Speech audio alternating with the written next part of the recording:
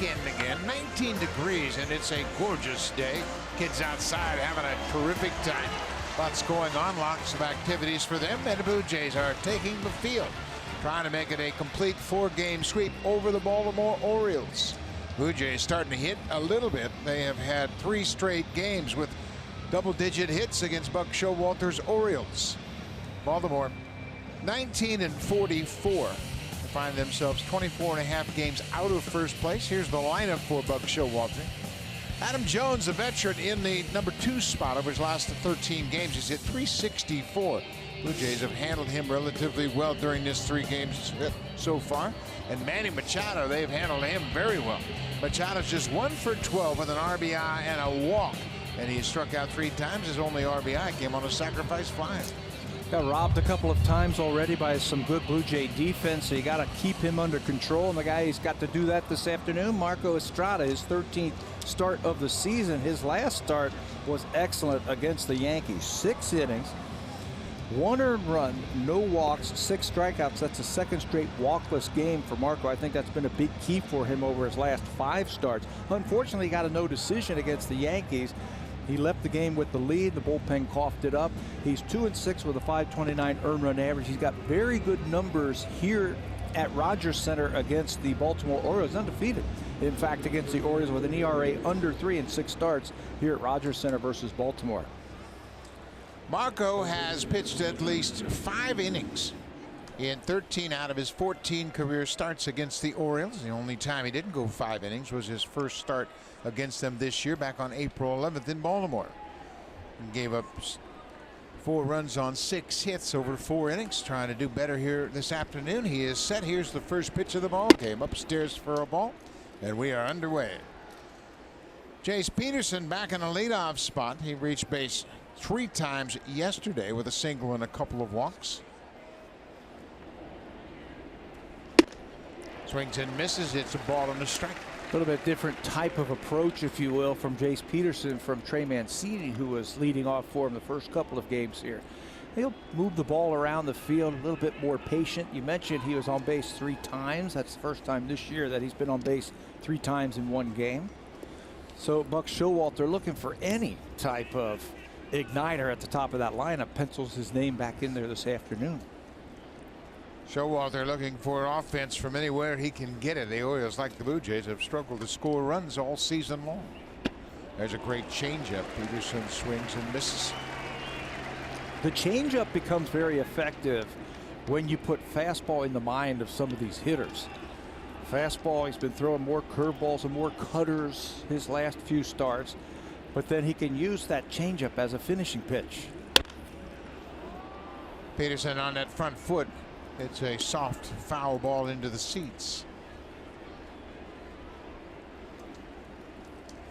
Peterson playing at third base today. He was in right field to start the game yesterday. Another changeup, another looper down the right side. Nice play by the ball boy. Had him played perfectly. That's 3 straight changeups now to Peterson. Maybe time for a fastball. We've seen that from the Estrada in the past, where he freezes hitters with that fastball. Just a little too high there. It's full count to lead off man. Adam Jones is on deck. Pat said that Estrada has not walked about in his last 2 starts. And he walks the leadoff man here this afternoon. Take a look at the defense behind Estrada. Obviously, balls in the air always a concern. Hernandez, Pilar, and Grichuk, a very good outfield. And for the first time in 14 games, we got a new first baseman. Yeah, the last start was May 24th. That was against the Angels right here at Rogers Center. 6th start of the season for Kendrys Morales at first base. Justin Smoke just getting a routine day off. He's been playing a lot for the Blue Jays, so Smokey gets the afternoon off. Smoke has played in 58 of the 64 games the Blue Jays have played so far. Here's Adam Jones. Hit and run is on. Throw from Martin is a good one. Not in time. I don't know if that was a hit and run or a straight steal. It looked like a straight steal jump from Peterson, who picks up his 6th stolen base of the season. Been only thrown out 1 time this year. He goes on first movement. Head down. Looks like it's going to get him, but Solarte goes out to catch the ball, and by the time he comes back to make the tag, Peterson is safe. Martin has been throwing much better of late. He didn't have much of a shot to throw out Peterson, who got a good jump at first. So Jones now, he can handle the bat. Let's see what he does to try to move the runner up. He was trying. You could just see his approach at the plate. He got a couple of hits in yesterday's game, both of them to right field. And an RBI single in the 7th inning off Danny Barnes, and he had his mind made up. He was hitting the ball to right, and he hit it right through the right side of the infield for an RBI single.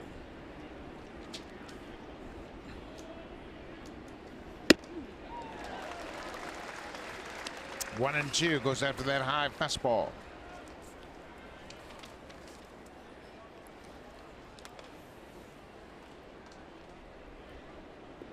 Jones is at 281 against Estrada, 9 for 32 with a couple of home runs.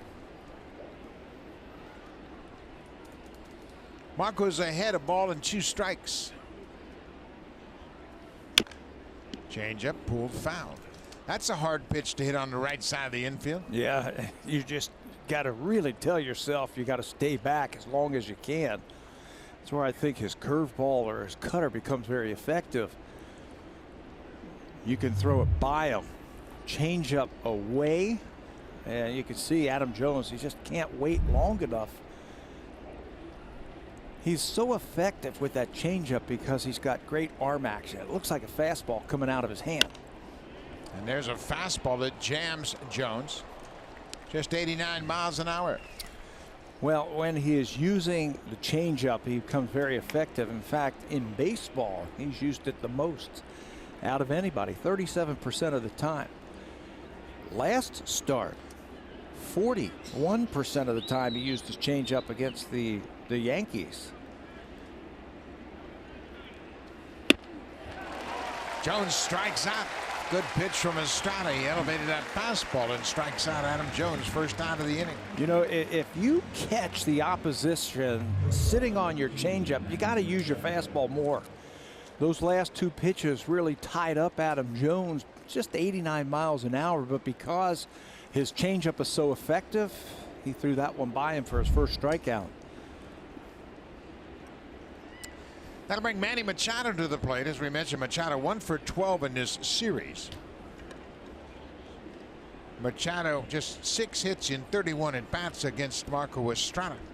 It's a 194 average. Saw Russell Martin set up initially on the outside corner, and then he bounced to the inside just in case Chase Peterson at second was relaying location. And there's different ways you can do that. You can do it with your head if you're the runner at second base. Just kind of turn your head at which side that catcher is set up on. You can do it with your feet. Look how late he is moving. That's Russell bouncing to the inside.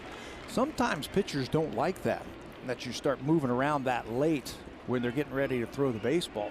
Sometimes you have to do it.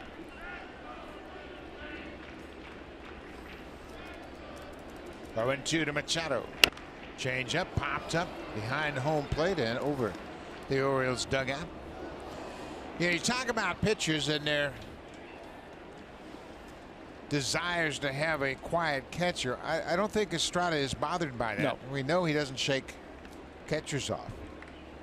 And he's got such good control. I don't think it's a distraction for him at all. I don't either. Some pitchers don't like it. Some want that catcher to set up and just have that target waiting for him. Curveball missed down and away. You mentioned the mix of pitches last time out. He threw more changeups than fastballs, but he also threw 12 curveballs and 20 cutters. I thought that was a good mix of pitches. That was against the Yankees. He held them to a run on 6 hits and pitched into the 7th. Machado chases that fastball. So there's living proof you don't have to throw 95 to strike out great hitters with a fastball. No, you can elevate it, you can place it wherever you throw it, and you can use it You can complement your other pitches. Of course, you can become a strikeout type of pitcher. That is where you want to throw an elevated four-seam fastball right there, right at the letters of the team's logo on the front of their jersey. Tough to catch up to that pitch. Back-to-back strikeouts for Marco. Here's Mark Trumbo. Trumbo's the DH this afternoon. He moves into the cleanup spot. Danny Valencia had hit fourth all 3 games prior to this afternoon. Trumbo gets bumped up. He's had a couple of home runs against Marco in his career. Not a lot of these Oriole hitters have big numbers against Estrada. Popped up. Martin looking up into the sun, shading his eyes, and makes the catch. What a nice job by Marco Estrada. He walks the leadoff man. Peterson steals second, but he's stranded in scoring position.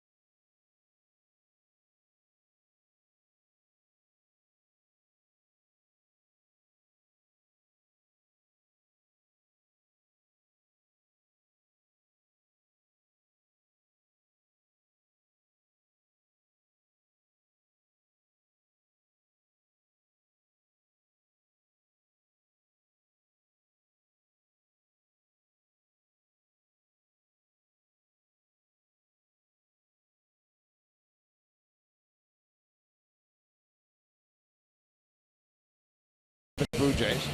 Granderson's back in the lineup, top of the order. He's the DH this afternoon, down in the 7th spot.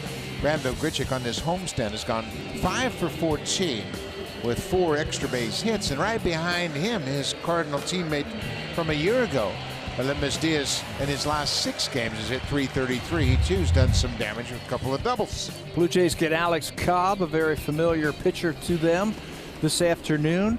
Alex Cobb was signed by the Orioles as a free agent, get this, on March the 21st. About 3 weeks later, he made his first start for the Orioles.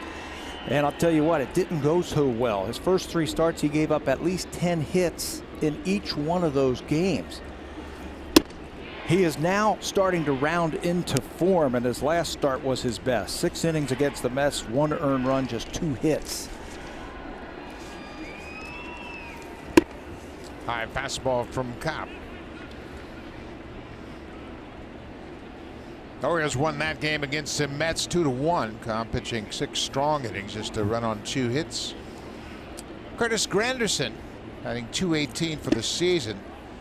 There's that good curveball from Cobb. Well, you mentioned how late he signed, and it's just such a challenge for pitchers to have an abbreviated spring training and then jump right into the season. They just don't have enough time. Well, if he signed on the 21st, the season was the 29th. The opening day season started on March the 29th. And his basically April was his spring training. He got hit hard in the month of April.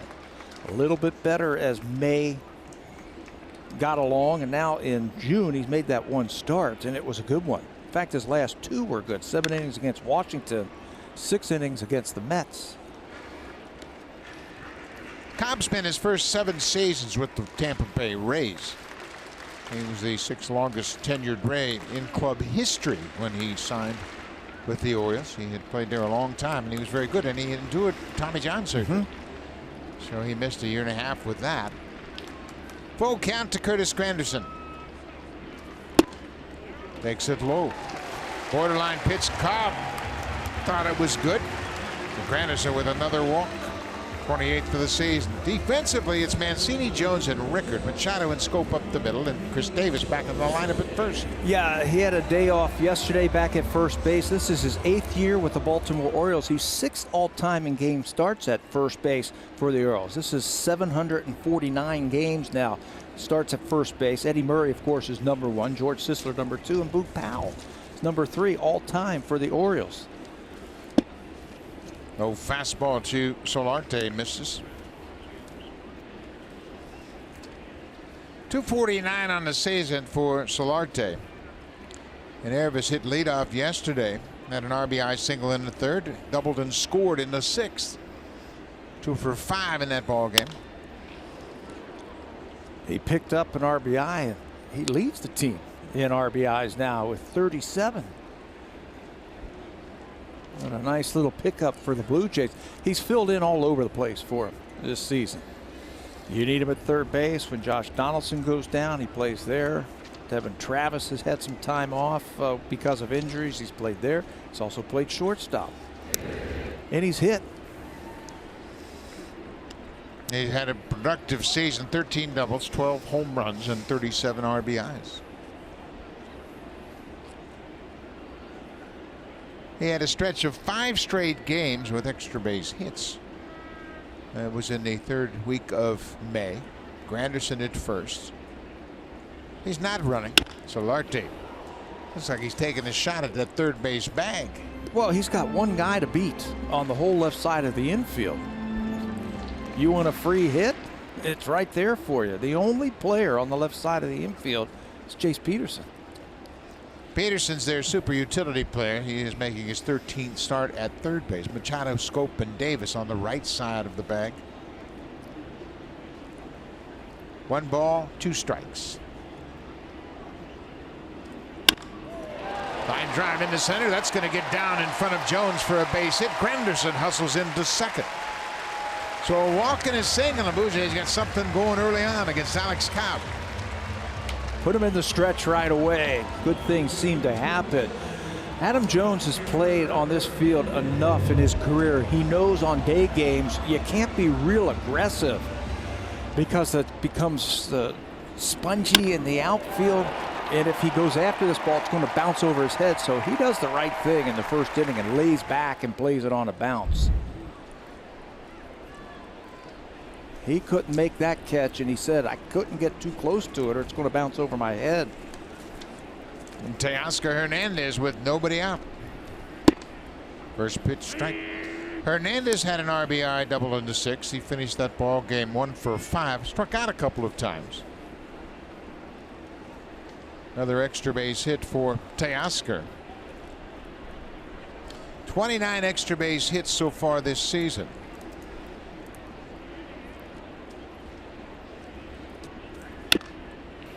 Cobb with another fastball. It's 0-2.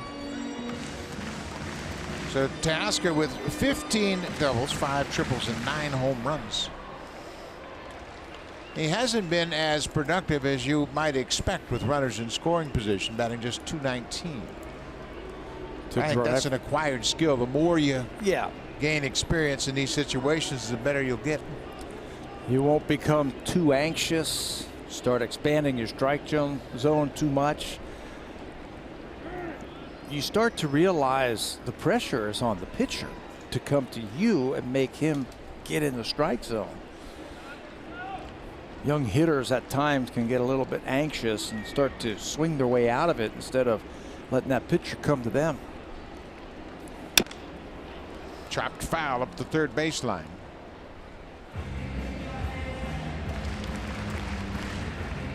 Early opportunity for the Blue Jays to get on the board quickly. Granderson walked to start the game. Solarte singled to center.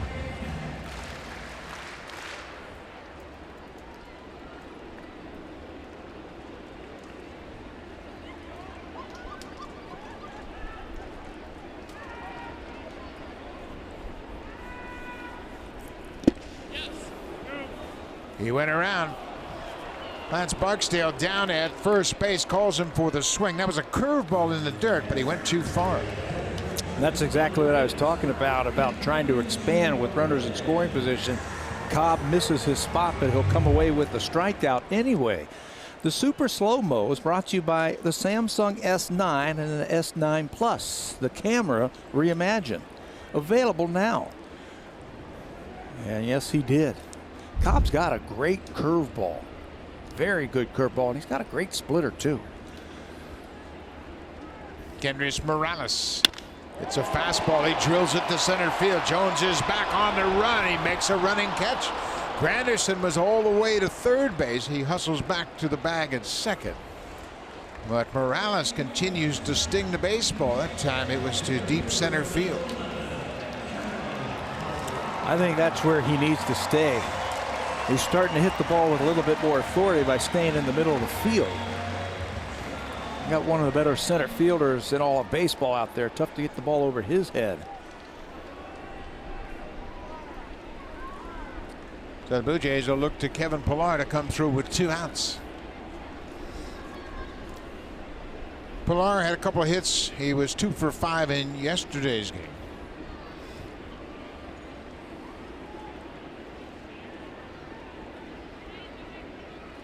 Kevin's hit .241 with runners in scoring position and 2 outs.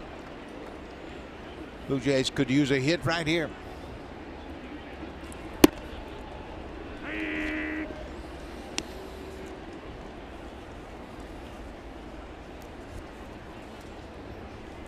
.264 on the season for Pillar. 6 homers and 24 driven in.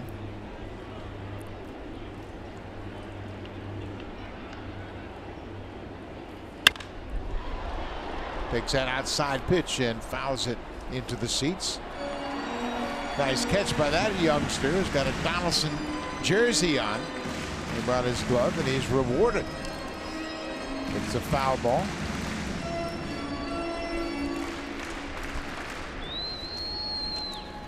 Now hit one fair. Yeah. A couple of walks against Cobb in his career. Breaking ball pulled foul. Boy, he got a hanger too, and Alex Cobb knew it. He got away with one on that last pitch. The reaction by Alex Cobb told it all after this ball went foul. He's lucky. Watch him like, man, I got to make a better pitch than that. I mean, that really is a good example of why they call it a hanger, because it hangs right up there around the letters. It says hit me.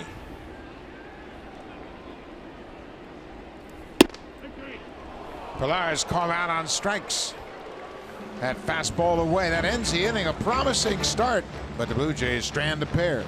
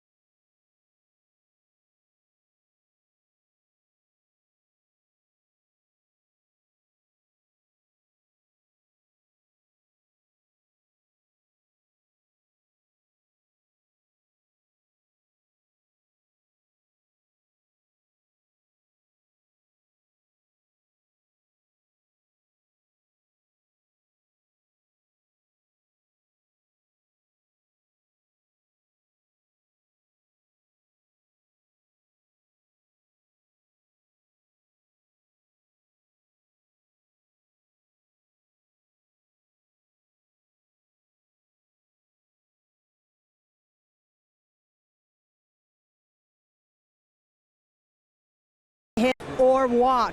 But in Luke Maley's case, well, this guy is averaging 1 a month this season. Of course, we all remember that walk-off single back in April against the Kansas City Royals, and that game-winning home run against the Boston Red Sox in May. And then, yes, yesterday's 4-pitch walk off Michael Givens. And Maley told me he doesn't remember doing it in the minors, but there's nothing like that rush you get after one at the big league level. His biggest takeaway, he told me, from these experiences is knowing that when he comes up with the game on the line again, he's got the confidence to handle it, both from a mental and approach standpoint. Quote, "I know I've been there before, and I know I can do it again." Maley admitted to checking the lineup in the bottom of the 9th inning or in extra innings to see whether he'll be up in that big spot again. Yes, every at-bat you try to stay the same, compartmentalize, stick with the process, but Buck, he told me he would be lying if he didn't feel that extra shot of adrenaline, knowing he could end it all with one swing of the bat, or in yesterday's case, a walk-off walk. Luke has been responsible for 3 of the 5 Blue Jays walk-offs this season. Had a nice finish to 3 different ball games. This is Jonathan Scope. He wails that high fastball. Well, that's something that Estrada did in the first inning. He put that high fastball in the minds of the Orioles lineup. He got Jones and he got Machado on high fastballs, struck them both out. And then the pop-up, and that's always a good sign when you're getting those pop-ups when Estrada's on the mound. Boy, he makes quick work of Jonathan Scope. He strikes him out with a perfect changeup. All of it set up by a good fastball, well-placed fastball up out of the strike zone. Look at that grip and how he pulls down on the ball, creating that backspin. As a hitter, you see that arm action. He's got great arm action. I was saying in the first inning, because he throws it like a fastball. A lot of times you'll see pitchers slow their arm down when they're throwing a changeup to try and take a little steam off of the pitch, and that's when hitters really pick up on it. Chris Davis did not play on Friday night, nor did he play Saturday afternoon. He's back in there. He was 0 for 4 in the opener on Thursday with 3 strikeouts.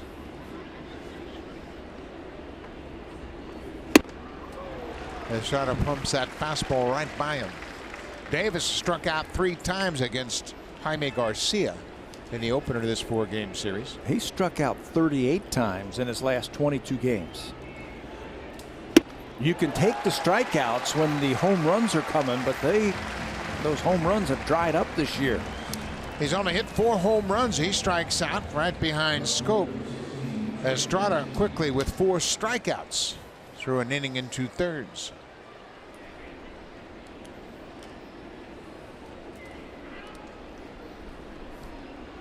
Trey Mancini, the left fielder. Well, the Blue Jays on a bit of a roll lately, and it all stems from their starting pitching. They've had 6 straight starts, 6 innings. And now it becomes a little bit of a competition, doesn't it? You don't want to be the guy to get knocked out early. You want to keep that ball rolling from the starter's standpoint. Aaron Sanchez kept it going yesterday.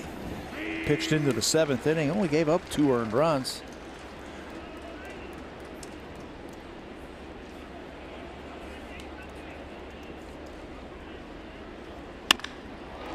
High fly ball. Pilar on the run at the track. This one's gone.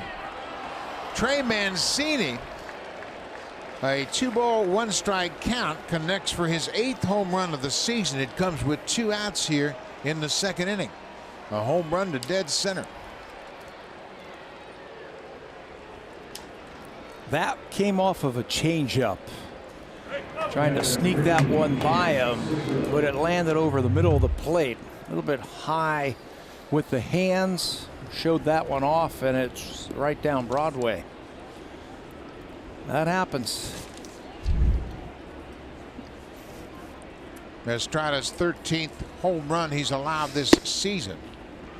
His first one since May the 24th. He had gone a couple of starts without giving up a home run, but that one just floated right to the middle of the plate. Chance Cisco gets jammed. He's quickly behind 0-2.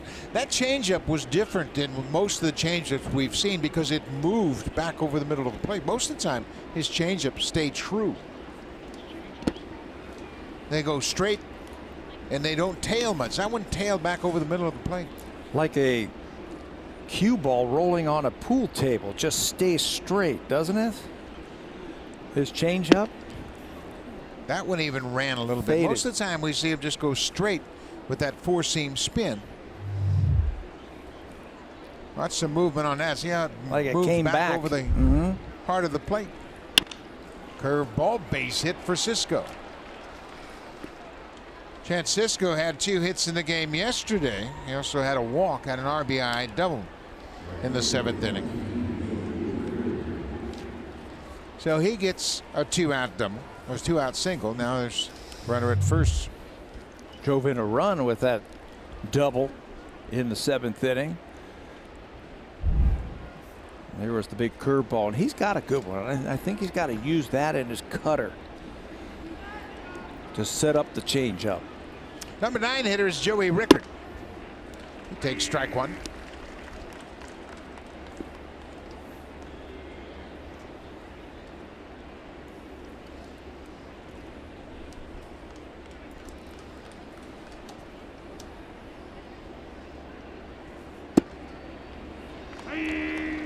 Strike 2 with the changeup. That's the impressive thing about Estrada is he can use that changeup and throw it to the corners if he has to. A lot of times pitchers just throw their changeup and just want to get it over the plate, keep it down.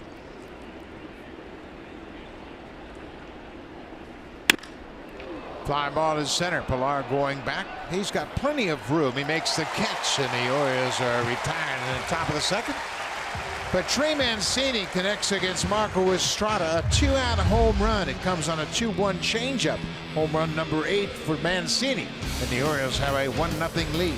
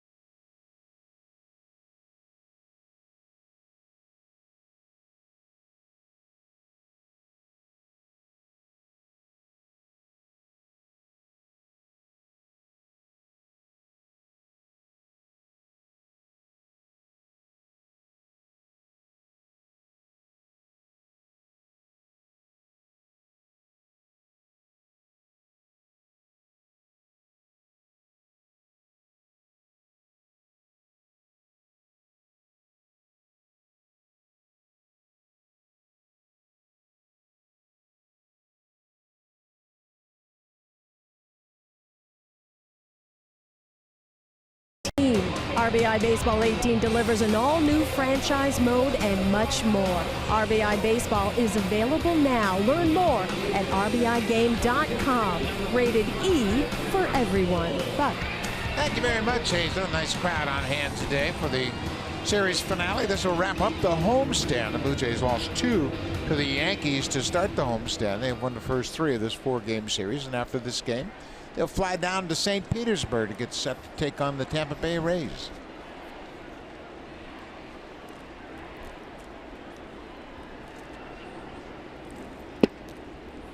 Russell Martin takes a first pitch curveball for a ball. Russell's 3 for 14 against Alex Cobbs. That's a .214 average. Russell's starting to show signs that he's coming out of his season-long hitting funk. Homered on a 3-0 pitch the other day. That's a good sign. He's stung a couple of other balls on this homestand. Doesn't have much to show for it.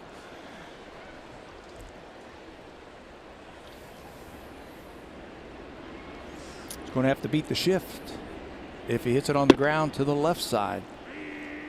Curveball in there for strike 2.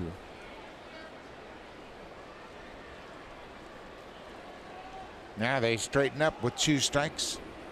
Scope moves back over to the first base side of second. There's another curveball just a bit high.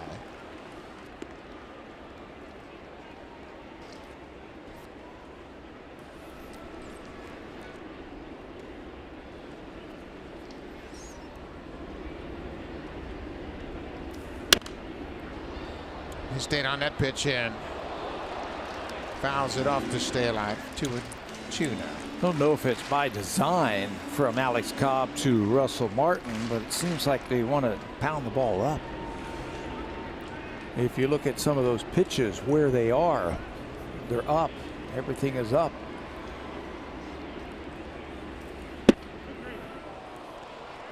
Called out on strikes and another high breaking ball. 1 away.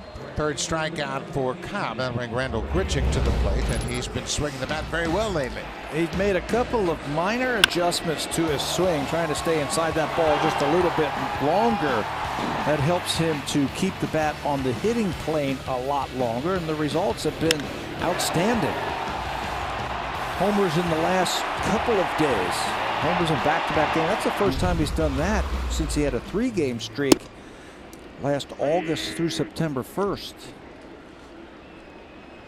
That's a great sign when you see guys who've been struggling starting to come out of it and starting to drive the ball just a little bit more, and you're seeing the fruits of their labor, the time that they're spending in the batting cage. Ground ball, base hit past Machado up the middle. So Grichuk has another hit in his first at bat. That's the 2nd hit for the Blue Jays this afternoon.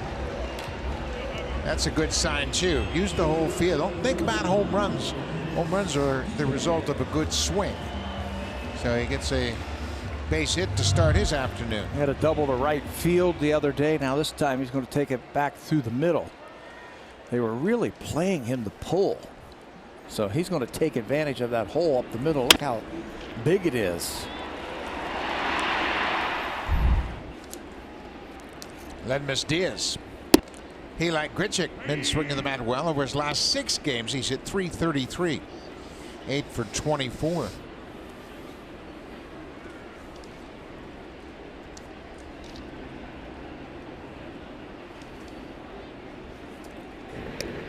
Ledmus had the game-winning single in the 10th inning on Thursday night to give the Blue Jays the win in the opener.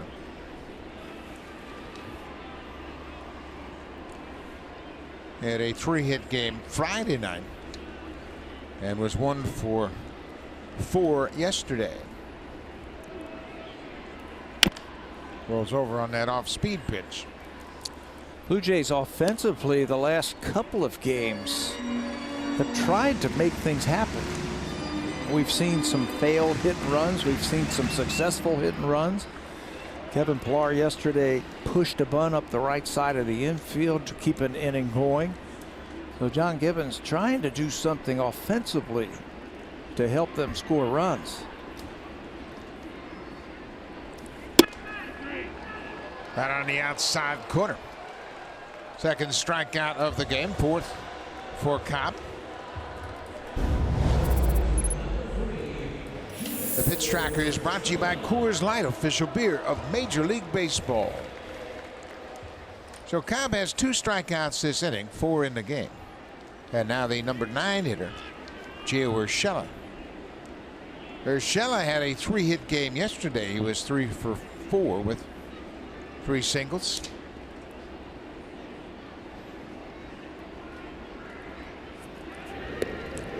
Second time in his career that he's had a 3-hit game. Cobb's got a very quick move over to first base. And Randall Grichuk has a very aggressive lead over there. So that was a, hey, I see you. I see you getting a big lead.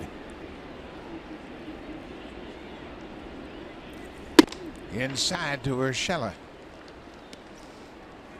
Grichuk has just 1 steal attempt. He was successful. He's 1 for 1.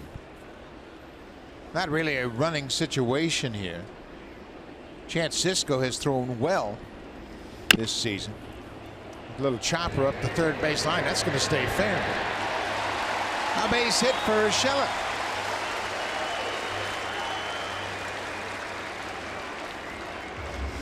As a third baseman, you got to make up your mind.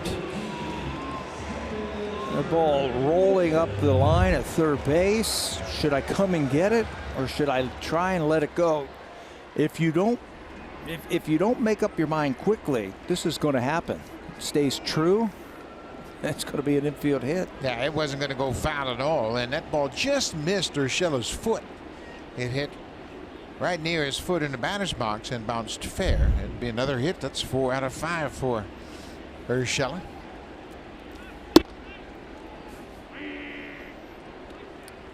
The Blue Jays stranded 2 base runners in the first inning. Granderson walked and Solarte singled, but they couldn't move them along.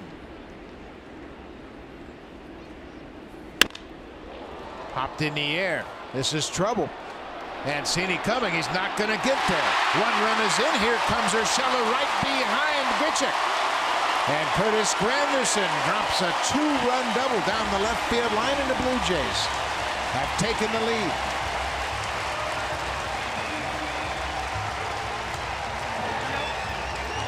Mancini in left field was deep, so he had a long way to go. And this is where the shifts can backfire. You only have 1 infielder on the left side of the infield. That's a third baseman. He's not going to get it. The left fielder is deep, and he's pulled around. He's not going to get it. Normally, your shortstop's there, and he can cut right over and make that play, but he was on the other side of the diamond. So the Blue Jays take the lead. 2-1 now. Solarte had a single up the middle his first time up. He goes after the first pitch and hits a lazy fly ball to left. That'll end the inning, but the Blue Jays score 2 runs on 3 hits. Curtis Granderson with a 2-out, 2-run double, and the Blue Jays have taken the lead.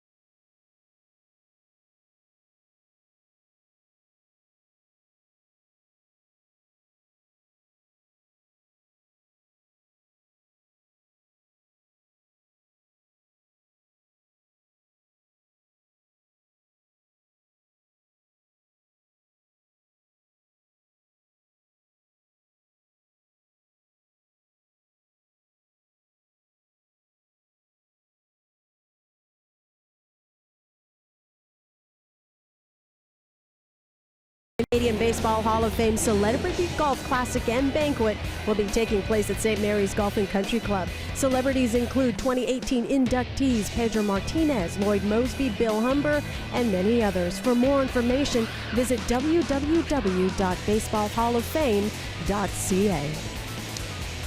Great opportunity to congratulate those 2018 inductees into the Canadian Baseball Hall of Fame. So check it out and make your reservations to join them. Jace Peterson, the leadoff man. He walked, stole a base, but was stranded at second in the first inning. Peterson making his 13th start at third base. He's made 9 starts at second, 1 in left and 2 in right. With the short benches in the major leagues, 3 and 4 extra players, it's important to have a player like Peterson. Every team now has that type of super utility type of player. Ground ball, Solarte to his right, fires in time. 1 away. They can play different positions, but they can be everyday players. Blue Jays are fortunate they've got Solarte, second baseman who just ground out. He can play all over the place, but he's been an everyday player this year. Yeah, that was not the original plan. He was brought in here to give the regulars a break from time to time, move around the infield, spell Donaldson at third, spell Travis at second, but he's been an everyday player. Devin Travis out of the lineup for a second straight day. He's feeling a little knee soreness after a slight collision in center field. Jones goes after the first pitch and hits it high. This is trouble. Suns field, and Morales stays with it. Nice play by Kendrys Morales, making just his 6th start at first base this season. Has to deal with all of that open space down the right field line and the sun. Did a good job to hold that one. We saw Justin Smoke make a really good play on a similar type of ball in yesterday's game that saved a couple of runs. With runners at first and second, Machado hit a pop-up in fair territory behind first, and Smoke, battling the sun, ran out and made a nice play to end the inning.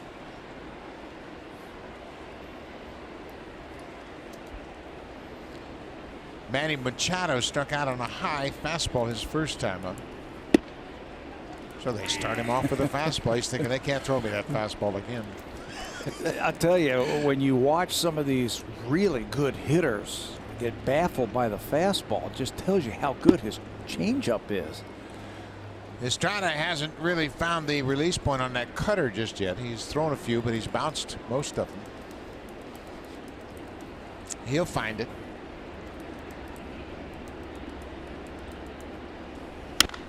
Change up, high pop up. Diaz shading his eyes on the outfield. Just 7 pitches, and Marco Estrada gets the top 3 in order. Go to the bottom of the 3rd. It'll be Hernandez, Morales, and Pilar.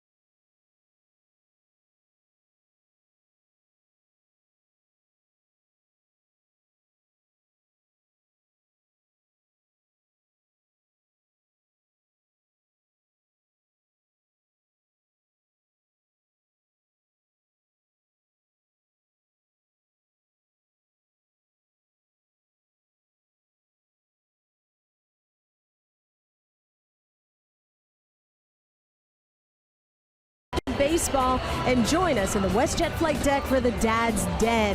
Join us on Sunday, June 17th, when your Blue Jays take on Bryce Harper and the Washington Nationals at 1:07 p.m. Eastern. For tickets, visit BlueJays.com.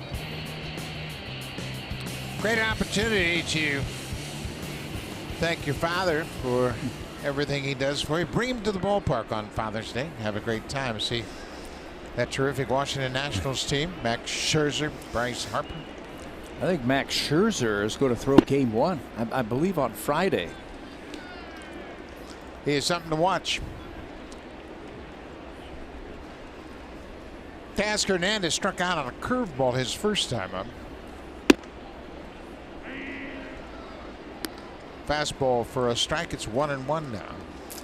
Tell you what, Alex Cobb's been all over the plate. He's only thrown 9 balls so far in the 3rd inning. 9 out of the strike zone. Curveball on the ground. Peterson has it at 3rd. Well, this is what Alex Cobb has been throughout most of his career, a strike thrower with 3 basic pitches. before his Tommy John surgery. He's one of the best pitchers in the game, and he always has the ability to throw a lot of strikes. Basically, when you say a 3-pitch pitcher, there it is. Fastball, curveball, and he can throw the splitter also. Just got off to an awful start, and I think that's has to go back to how late he signed. You can throw as many bullpens as you want or say that your arm's in shape, but until you face big league hitters and start to get big league hitters out, you're not going to get yourself in shape. Just got off to a rough start. But this looks more like the Alex Cobb that we have seen in the past when he was with Tampa. Ball under strike. Kendrys Morales flying out deep to center field back in the first inning. Kendrys had 2 hits in the game yesterday. Finished up 2 for 5 in that ball game.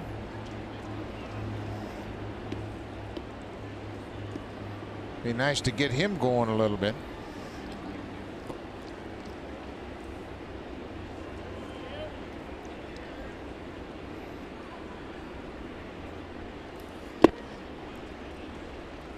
Cobb came out of his delivery of it and bounced that splitter. It's now 3-1 to the Blue Jays first baseman. Because he got off to such a slow start, he's got one of the lowest strikeout percentages in baseball. Today, he's had 2 strikeouts in each of the first 2 innings. This is driven deep to left field. Get up, ball. Get up, back.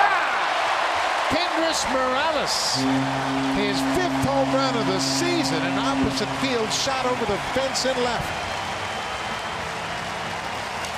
What did we say his first time up when he was robbed of a hit and he drove a ball to center field for an out that was caught by Adam Jones? Said he's starting to stay in the middle of the field and hitting the ball with authority the other way. That is always a good sign, and it's a sign that guys are starting to come out of their season slump. When you start to drive the ball the other way, get a little something behind him. He's at first base today, so he can run out to his position. Now he feels a little bit loose, drives that ball to left field. For Morales, this is home run number 5, RBI number 19. That's not a bad pitch, but he stays on it, then drives it over the wall and left. Peterson deflects it to Machado, and the shortstop makes the play. Pilar took an awkward step past the bag, but he appears to be okay. Kendrys with number 5. Let that ball travel. He was having problems earlier in the year where he was going out there to try and get to the baseball, and he was susceptible to a lot of strikeouts and the breaking ball. Now he's staying back just a little bit more, letting that ball travel. Hits that ball hard the other way.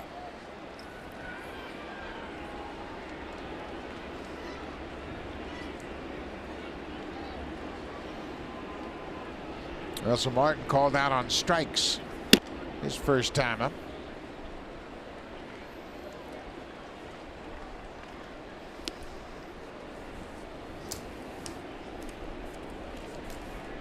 (3-1) Blue Jays.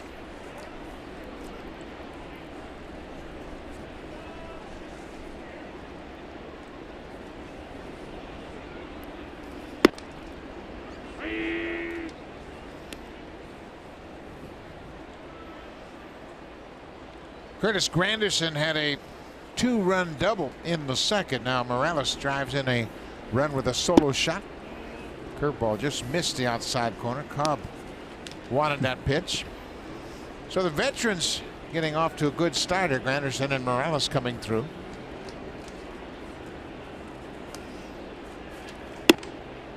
Well, like you said, it'd be good to get his bat going, and it seems to be going.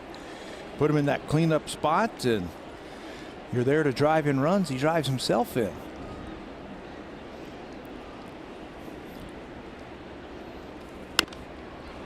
Martin fouls off that high pitch. Morales, despite hitting well under 200 for most of the season, never lost his confidence. He continued to work hard every single day. He said, it'll come around, it'll come around. There was one point where he was wearing glasses, decided to take the glasses off, and he has been swinging the bat very well lately without the glasses. Experience. You know, that's what we were talking about with Teoscar Hernandez. All he needs is some experience. and have that, knowledge in the back of your head. Hey, I've done it before. I'm going to do it again. He'll start hitting with runners in scoring position. No doubt. Trying to work Martin upstairs. We have seen that in his first 2 at-bats.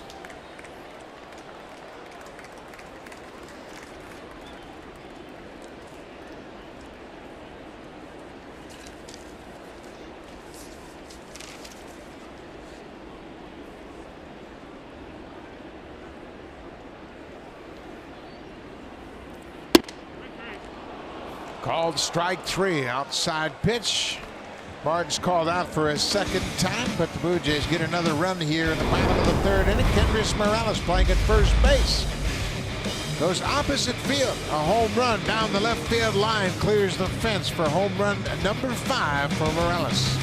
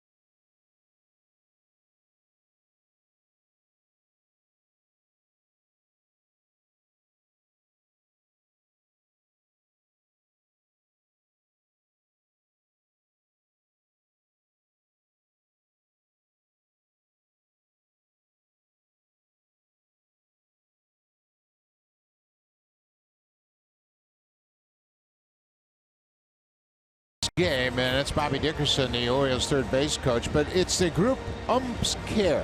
It's a charity organization there. The umpires go to visiting cities, and today the group they have here is called Kids Up Front. It's a charitable organization that buys tickets and sends kids to sporting events, to arts and theaters for their day, but the umpires, that was Will Little, Tom Woodring, and Lance Barksdale, the 3 umpires came out and they were hosting those 3 children. That's a great umpiring effort. Umpires, they have no home games, of course, so they're always on the road, but they have a great organization called Umps Care Charities. Good job by the umpires. This is Mark Trumbo. Goes after that first pitch. It's 0-1. Again, that cutter. He hasn't really found the release point of that cutter. It was a very good pitch for him against the Yankees. He threw 20 cutters in that 6th inning outing. If you can throw it for a strike and make it a quality pitch, it's just one more thing hitters have to deal with and think about. There's a good fastball right there. So if you've got that working and you can mix in a few curveballs, threw 20% curveballs last time, and the fastball and the changeup, I mean, now you've got 4 pitches you can work with to get through the lineup at least 3 times.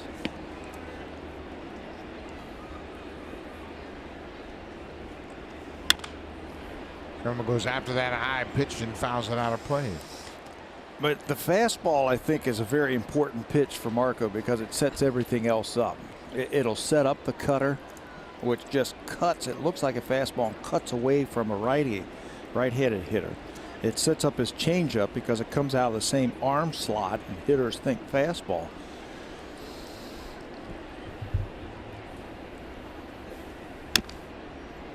Another good changeup, and Trumbo's really struggling to make contact. Changeup's down, fastball's up. Here's the changeup down, He hits it flat-footed.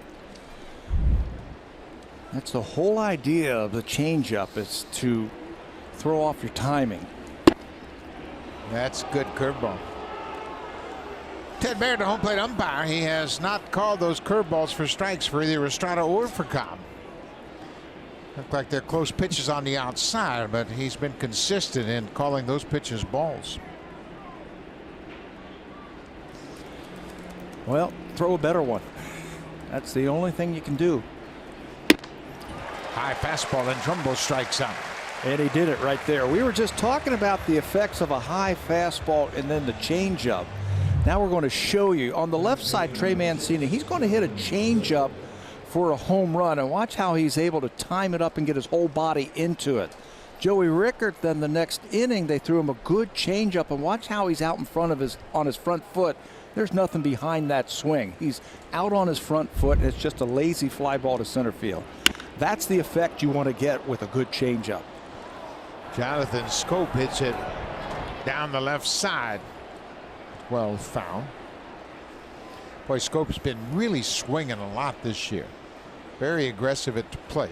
He had an injury problem, was on the DL. Now it looks like he's trying to make up for lost time. That's the worst thing that could happen, right? Try to get 2 or 3 hits with one swing. He's about 60 at bats behind Manny Machado and Adam Jones, guys that play every day, because he was on the DL. What a changeup. Look at the location of that last pitch, down and away, and that's the difference. They mentioned the changeup to Mancini, how it ran over the plate. That pitch stayed true to the outside corner, no movement at all. Yeah, and that's why we wanted to show it to you. The changeup that was hit for a home run was a bad changeup, and he was able to get everything into it. Now watch his body go. I mean, there's just nothing into that swing because he's fooled. Chris Davis hits a shallow fly ball. Pilar calls for it, and Marco Estrada has another quick inning. 3 up, 3 down, no problem with a couple of strikeouts. Estrada has recorded 6 strikeouts through 4 innings.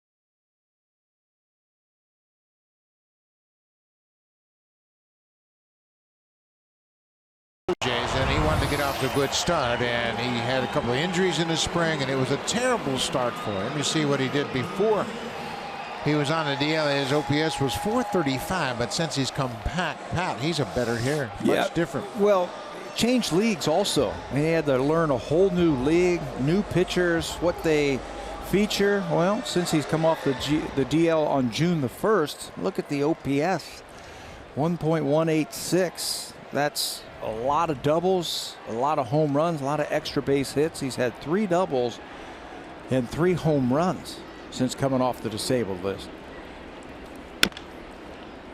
Grichuk had a base hit into center field, and he scored the first Blue Jay run, first of 2, driven in by Curtis Granderson in the second. You know, the baseball season is so long. I mean, it is 6 months of baseball, and when you've got one little month of a sample size of a guy just starting out, you mentioned that he was injured in spring training twice, so he didn't get the proper number of at bats, and then he was changing leagues, and all of a sudden everybody's throwing their arms up after April saying, who is this guy? Well, it's a long season, and all you have to do, I think, is look at his baseball card. He's had success in the major leagues. Never been a guy to hit for a high average, but he's had a couple of 20 home run seasons. 2-1. Right back up the middle.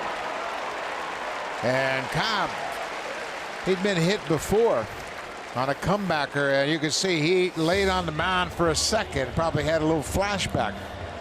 That was a scary, scary thing when he was a member of the Tampa Bay Rays. He had a line drive hit right off of his head.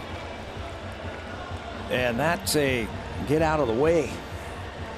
That is a scary, scary thought. Defenseless. You're in such a defenseless position. And you just hope that thing doesn't hit you. He gets out of the way.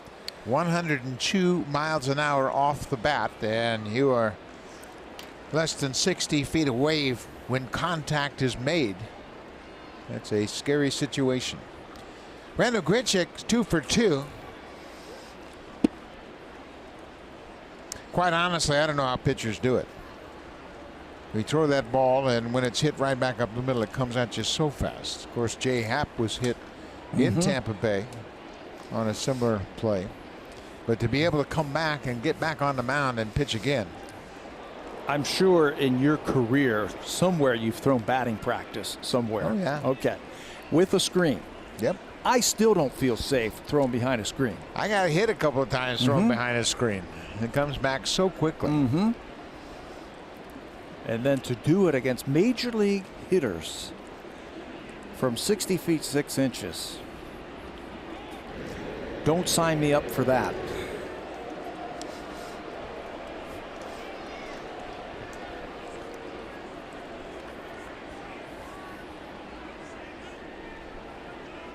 Aledmus Diaz was called out on strikes in the second inning. Grichuk working for a big lead. Not running. Swinging a drive. Ball to left field. Mancini back at the track at the wall, and he makes the catch. Trey Mancini played it well. Goes up against the fence and pulls it down. Take a hit away from Aledmus Diaz. He's had a few of those recently. Yeah, he dove for a ball that ended up being a double by Granderson. Came up empty, but this time he's going to save a couple of runs by hauling that thing in right off of the wall.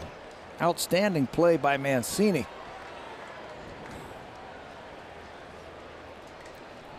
He knows exactly where the wall is. He's about 6'4". He uses all of that. Gio Urshela had a rolling base hit up the third base line his first time up. He scored on the Granderson double as well.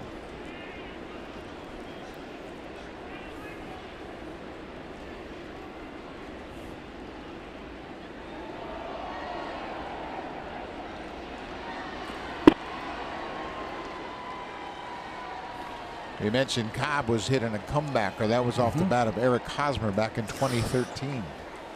Man, that was scary. And he had to have flashbacks. He paused and just laid on the mound for a split second. Fortunately, he was able to get out of the way of that comebacker off the bat of Randall Grichuk. Makes you want to pitch inside, doesn't it? Boy, that's for sure.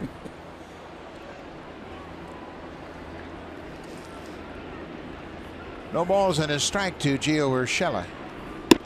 Now it's 1-1. I can remember catching behind Big Frank Howard. And I'd call for an outside pitch, and first thing pitchers do is, nope, not throwing it outside. If he wants to hit it 500 feet, go ahead, but don't hit it back up the middle. It's so hard to hit a ball back through the middle on an inside type of pitch. But a wave, they just time it up. Ball low, 2-1 now.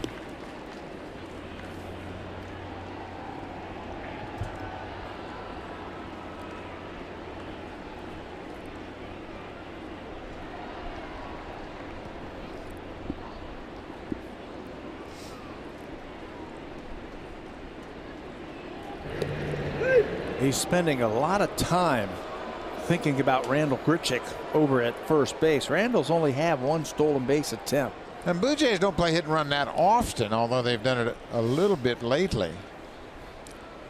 But Urshela is not what you'd call a real consistent contact hitter. I think he's just trying to keep him close to give his catcher a chance. He's running. Ball is fouled off. I think that was a hit and run. If you watch Grichuk, the way he took off at first base, he was looking in to see what was happening. I don't think that was a steal, straight steal.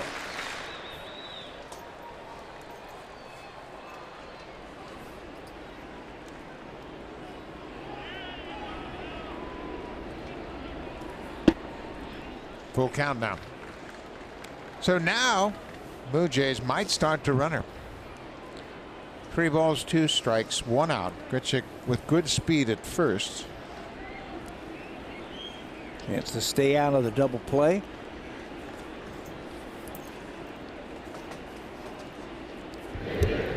Orioles think he's running. Yeah, Cobb's thinking he's going. Those signs are coming from the bench to throw over.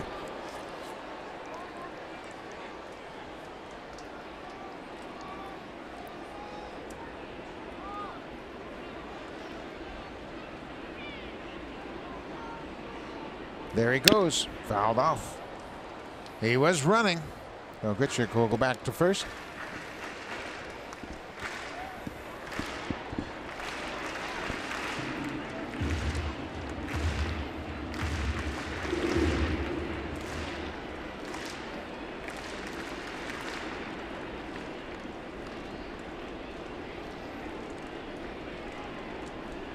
There goes Grichuk again. This is inside and pulled foul by Urshela. Cobb's doing everything he can to throw off the timing of Grichuk over at first base. He's quick pitching him. He's holding the ball. He's got a good move over to first base. It's quick. He might try one of those now. Throw over to first base.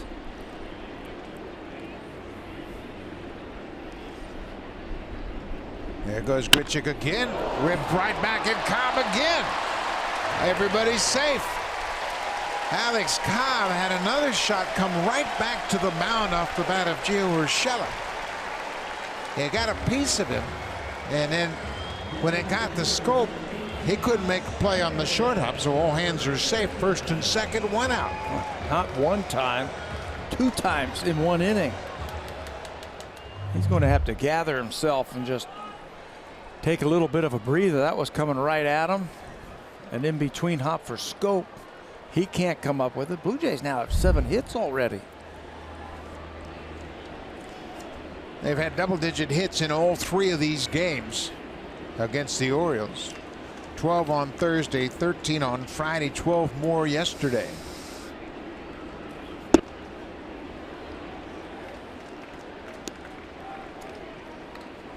Curtis Granderson has walked in, had a 2-run double.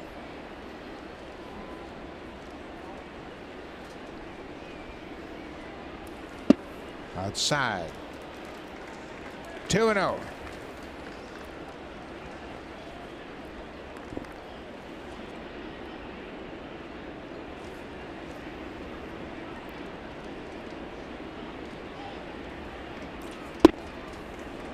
Three and 0. Granderson walked to start the game, bottom of the first inning. He was stranded at second. Blue Jays left a pair on into first. Swings on the 3-0 pitch, high and deep. Get up, ball! Get up! Get out of here! Gone! Curtis Granderson with the green light, 3-0. Knocks in 2 of his teammates, a 3-run home run, his 6th of the season. That's been a little bit of a lucky charm, I think, for the Blue Jays this season, that 3-0 green light. John Gibbons giving his veteran hitters that green light, and it's paid off for them. That's 5 times now that they've hit a home run this season on a 3-0 count. You like the fastball, and chances are it's going to be a fastball over the middle of the plate. Let it go. Why wait? Why let a good pitch go by? Now, Granderson had a walk-off home run on a 2-0 pitch off Craig Kimbrell early this season against the Red Sox. But he timed it up perfectly. He had 3 looks at Cobb before he cuts it loose. For a guy who doesn't swing a lot, you can see the reaction from Alex Cobb. He knows that one's not coming back. But Granderson doesn't swing a lot. He said, that's a good-looking swing. 3-0. Curtis, a very patient hitter at the plate.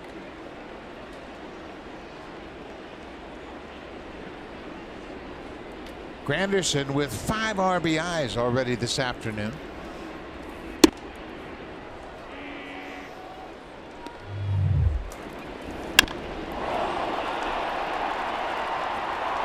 That's a long way. Number 6 on the season. He's up to 22 RBIs. Another ball right back to Cobb. This one down around his feet that skips into center field for a base hit. That's the 3rd base hit the Blue Jays have had. Right back over the mound. We mentioned in 2013 Cobb was hit on a comeback off the bat of Eric Hosmer. Look at this scary thing. Right back, right over his ear. Knocked him down and out. I remember when that happened, right away they called for the ambulance and they took him off. I mean, it was scary, scary time. 2 balls over his head. This one grounded right past him off the bat of Solarte. And I got to tell you, and I said it earlier, these pitchers that have dealt with those comebackers, I don't know how they get back on the mound.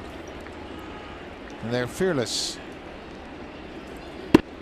Oscar Hernandez takes a strike. Roger McDowell, the pitching coach, went out to the mound, and at the same time there's action in the Oriole bullpen.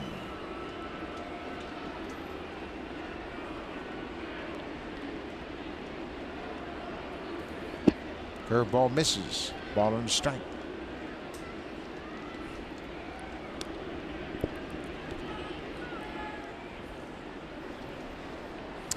Pedro Araujo.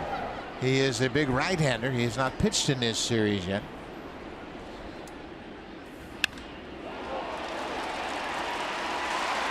Hernandez gets a base hit. 5th hit of the inning off Alex Cobb.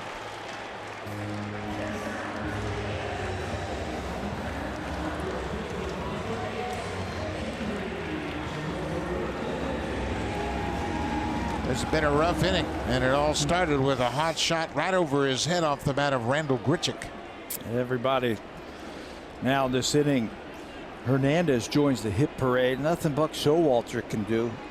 He doesn't want to go to his bullpen this early. They have been used early and often in this series. They're blocked by Chance Sisco on that curveball.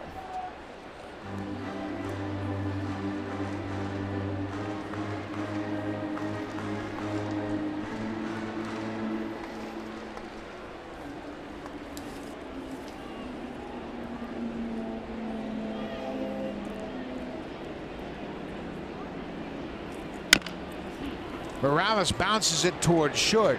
Go past with 1 play, and that's the underhand toss to first. The runners move up, but now there are 2 outs.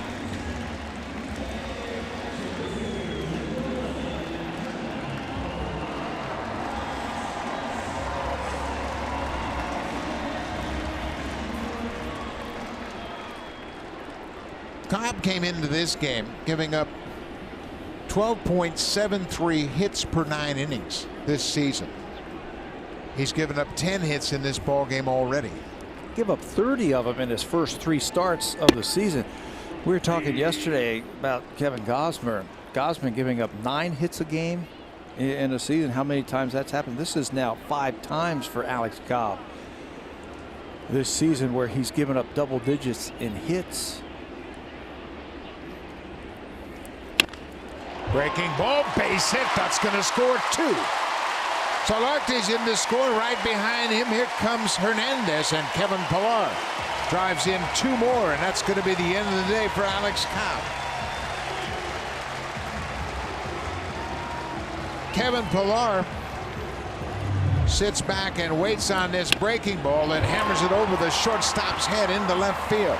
And Cobb knows that his afternoon is going to be over. 11 hits, 8 earned runs in 3 2/3. Blue Jays got their hitting shoes on this afternoon.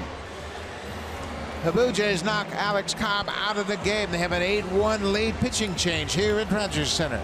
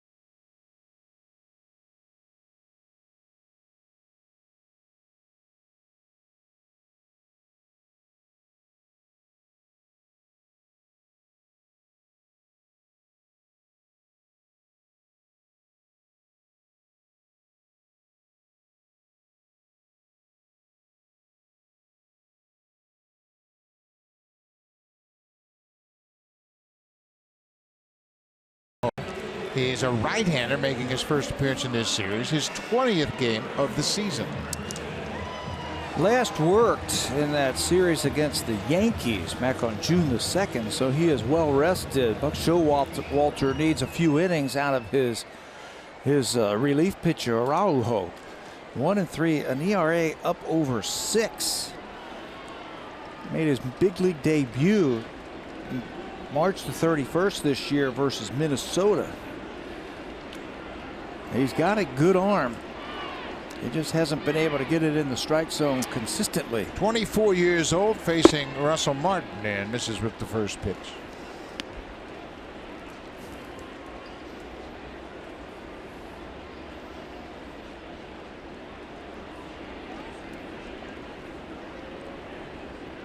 Kevin Pillar at first. You know, when you struggle like the Orioles have struggled, you try to find players anywhere. And Araujo was a Rule 5 pick from the Cubs organization this past December. So he's got to be in the big leagues all season long, or he's got to be offered back to the Cubs. His fastball's in the low 90s, got a curveball and a changeup. This is his first taste of the big leagues this season.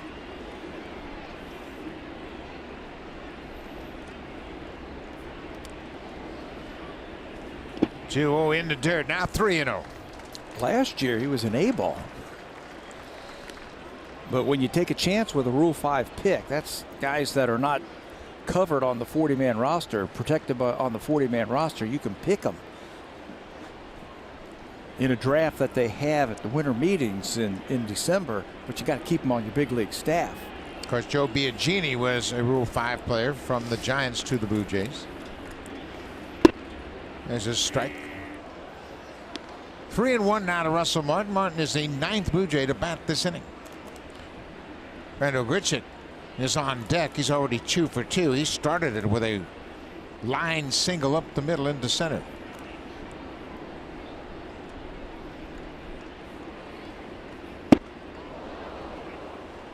Martin pulled off that pitch a bit. Now it's a full count. So Pillar, the base runner at first, will have a running start as Chris Davis backs up to play behind him.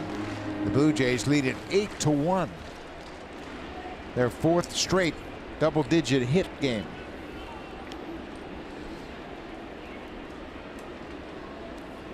Ball 4. So Araujo walks Martin.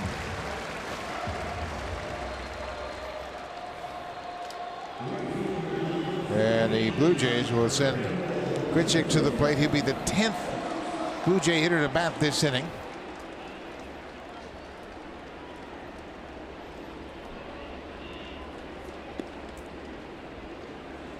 Grichuk is 2 for 2 already.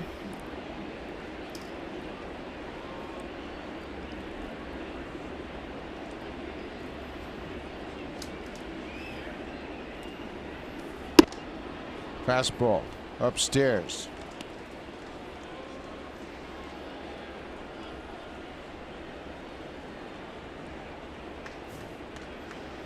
Alex Cobb gave up 6 hits this inning.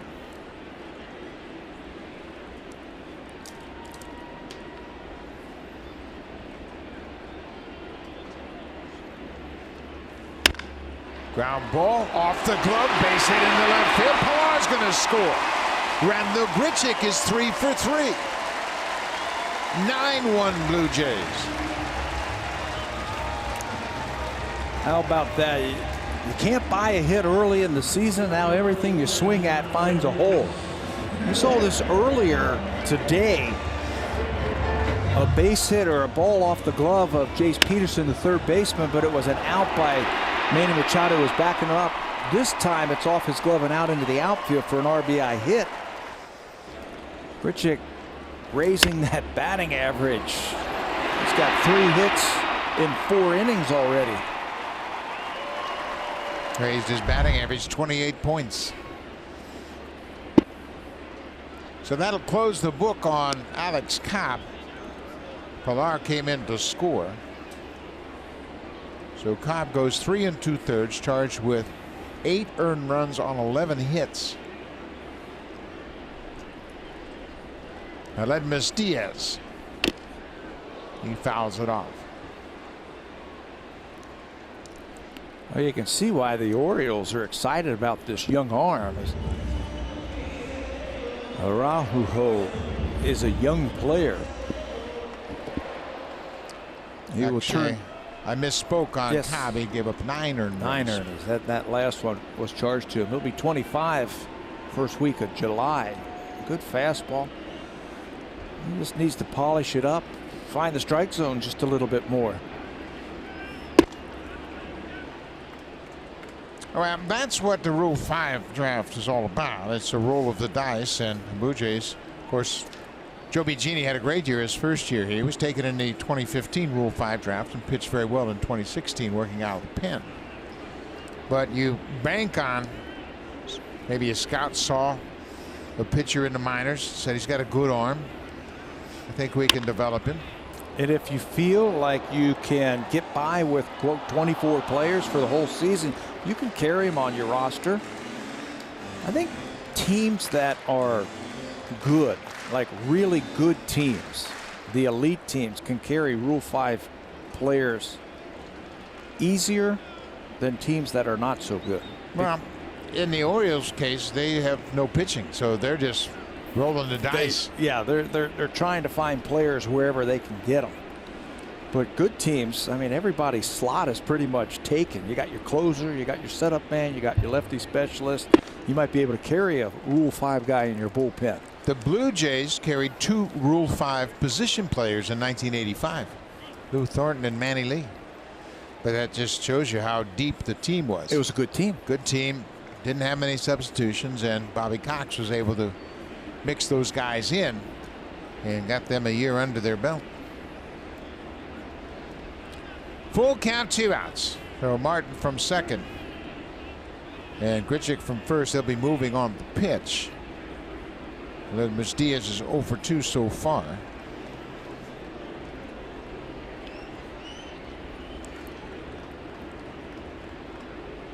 There go the runners. Cut on and missed. That ends the inning, but the Blue Jays score 6 runs on 7 hits. Curtis Granderson with a 3-run home run. Now time for Blue Jays Central Update. Here's Jamie Campbell and Joe Siddle in the Samsung broadcast studio.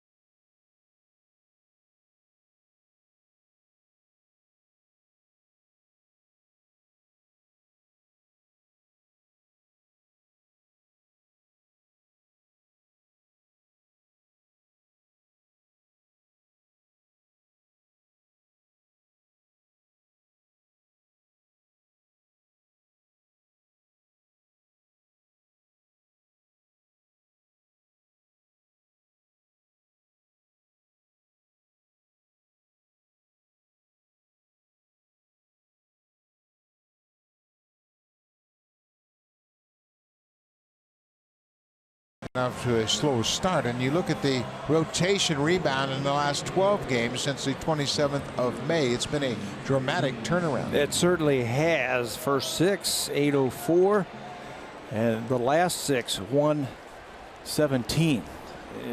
They're not walking people. They're keeping the ball in the ballpark for the most part.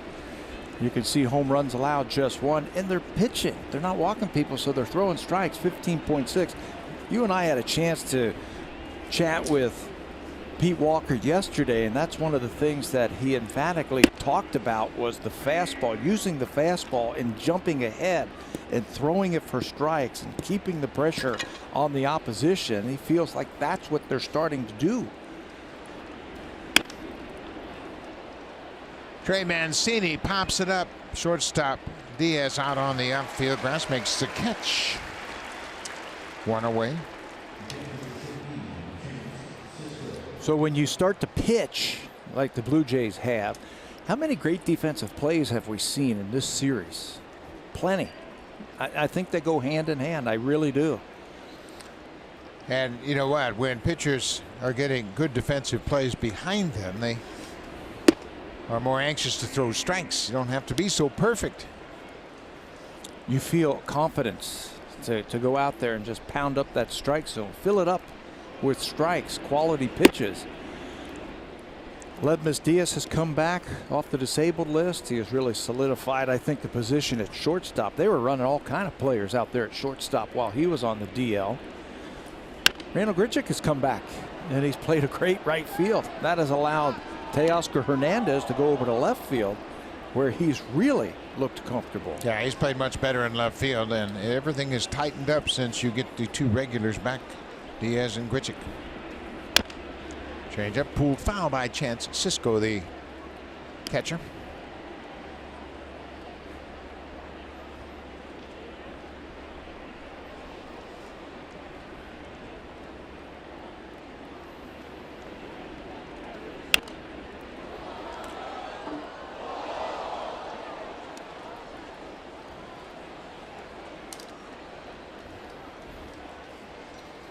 Estrada sat on the Blue Jays bench for 30 minutes as the Blue Jays scored 6 runs in the bottom of the 4th. But he shows no signs that created any problems. He comes out and throws strikes here in the top of the 5th. Yeah, with that lead, that affords you the ability to just go out there and just pound the strikes. And you don't have to be so fine. He's up to 66 pitches here in the 5th inning. You want to have some quick innings. Sisco's able to stay on that changeup, but he can't keep it fair. And Estrada, and you talked about the difference between Mancini and Rickard earlier in the game, hitting the same pitch, and how Rickard was out in front. Yeah, that's where you want to get him, out in front. Keep him off balance. He's just fighting it off right now. It's a much better cutter right there.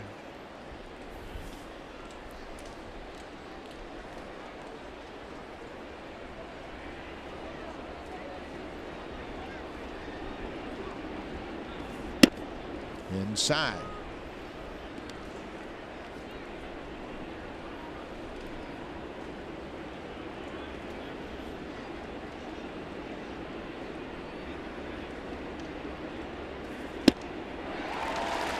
Estrada strikes him out. Long battle, but Estrada won it.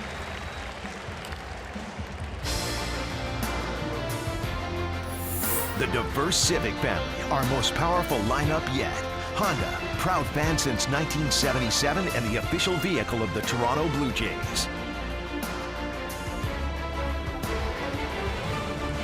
Beautiful Sunday afternoon, and Blue Jays are in line to sweep the 4-game series over the Orioles. It is 9-1 Jays as the Orioles bat in the top of the 5th. 4th straight game with double-digit hits for the Blue Jays offense.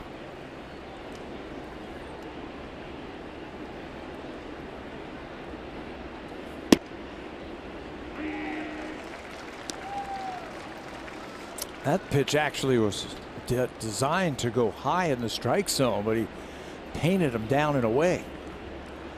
Just keep filling it up. 0-2 pitch. Goes after that breaking ball, and Estrada retires the side in order. Marco Estrada has set down 10 straight Orioles and has a comfortable lead.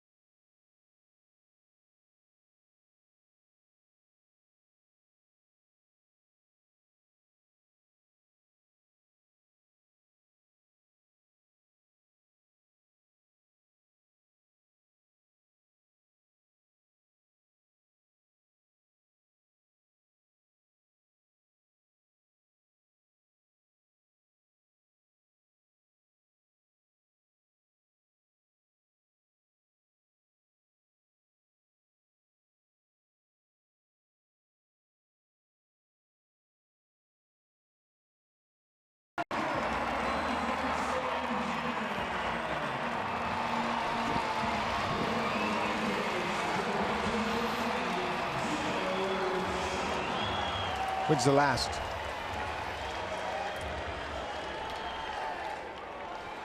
(9-1). Blue Jays have the lead as they're set to bat in the bottom of the 5th. Gio Urshela, he's had a perfect start to his day. He's 2 for 2. He scored a pair of runs. Urshela had a 3-hit game yesterday. In the last 2 days, he's raised his batting average over 100 points. That was his second career 3-hit game. His first career 3-hit game came back in 2015 when he was with the Cleveland Indians. He could do it 2 days in a row. Hasn't had consistent at bats. He came into the game today 8 for 36. Now he's 10 for 38. Lays off that low pitch. Araujo is struggling with his command. As Pat mentioned, he's a Rule 5 pick. Norris picked him up last December. Pitched an A ball last year. Probably would be in Double-A this year. Trying to finish off his development. He's got a big league arm. He walks the leadoff man here in the 5th.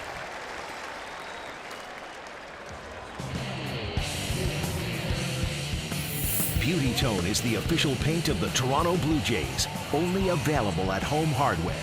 Here's how. Junior Jays weekend. Sunday's wrapping up this Junior Jays weekend. A lot of entertainment outside for the kids before the start of this game. And couldn't ask for a better day. Here's a guy that's had a good day, Curtis Granderson. He has walked, hit a 2-run double and a 3-run home run. 5 RBIs for Granderson this afternoon. That ties his career high. It's the 8th time he's driven in 5 in a game. He drives this one deep, and this is going to get down up against the wall. Urshela's being waved around third. Here's the throw to the plate. Not in time. 6 ribbies for Granderson, a new career high.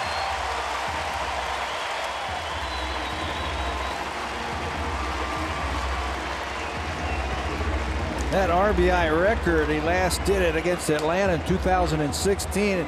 And he gets his new record because this ball does not bounce out of play.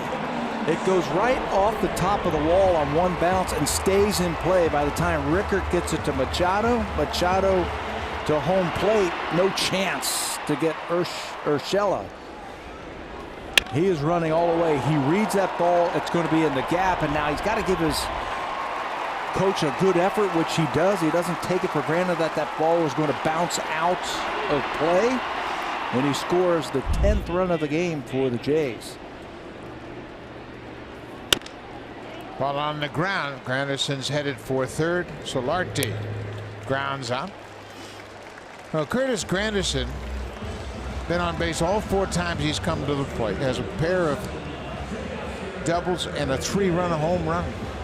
A career high 6 RBIs for Granderson.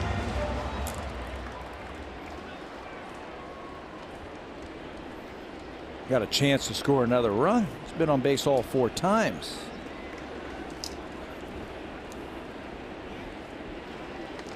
Orioles infield is halfway. Teoscar Hernandez.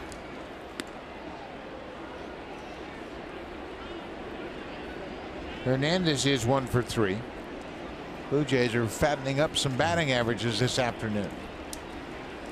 10 runs on 13 hits.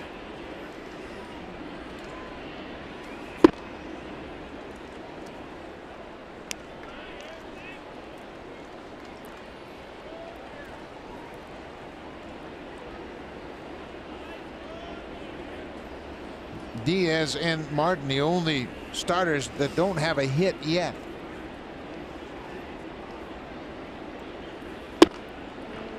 Would take.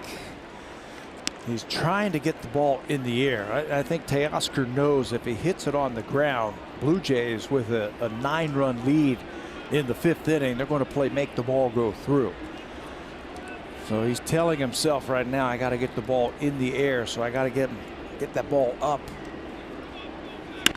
There's one in the air. Get up, ball. Get up. Get out of here. Gone. Teoscar Hernandez, his 10th home run of the season.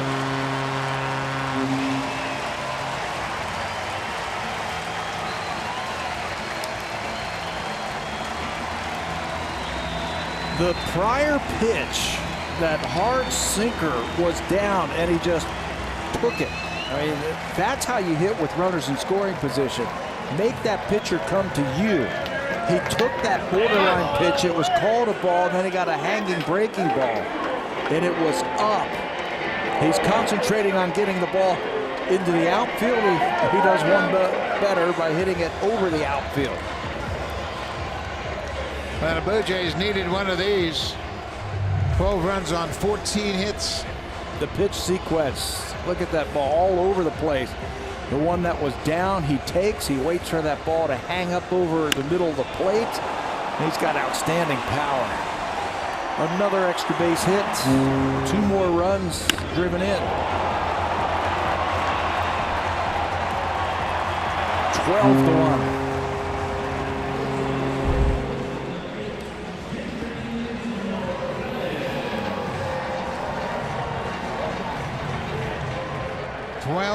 One.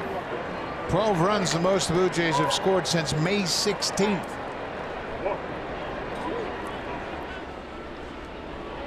That was against the Mets.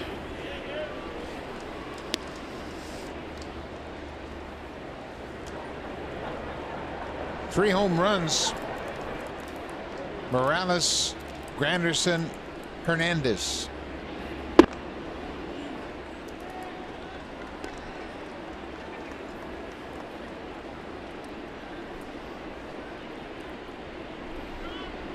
Morales hit his home run down the left field line back in the 3rd.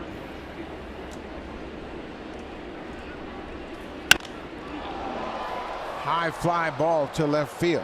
Trey Mancini coming in. Morales is retired.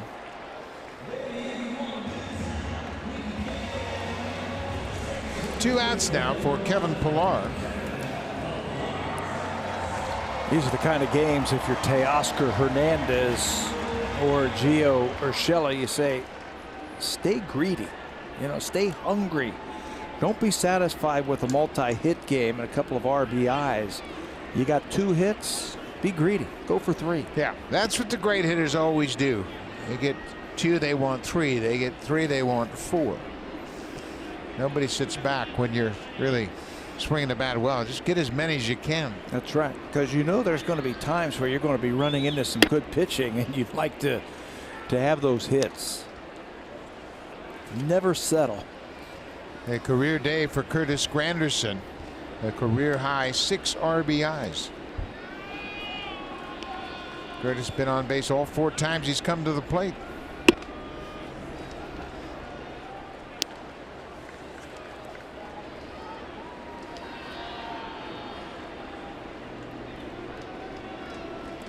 Granderson average has jumped up to 233. Started out this afternoon at 218.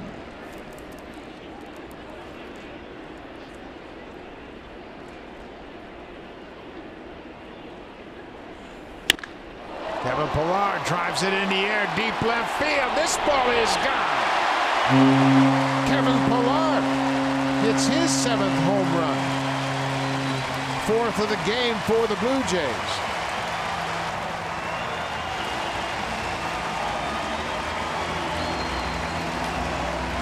You know, there comes a point, Buck, where young players just to the major leagues, you can really mess up their confidence if you leave him out there, and I think Buck Showalter's thinking about that, so he's going to take his young reliever out of the game. Pedro Araujo is out of the game. Mike Wright, the big right-hander, will come in, and the Blue Jays lead it 13-1.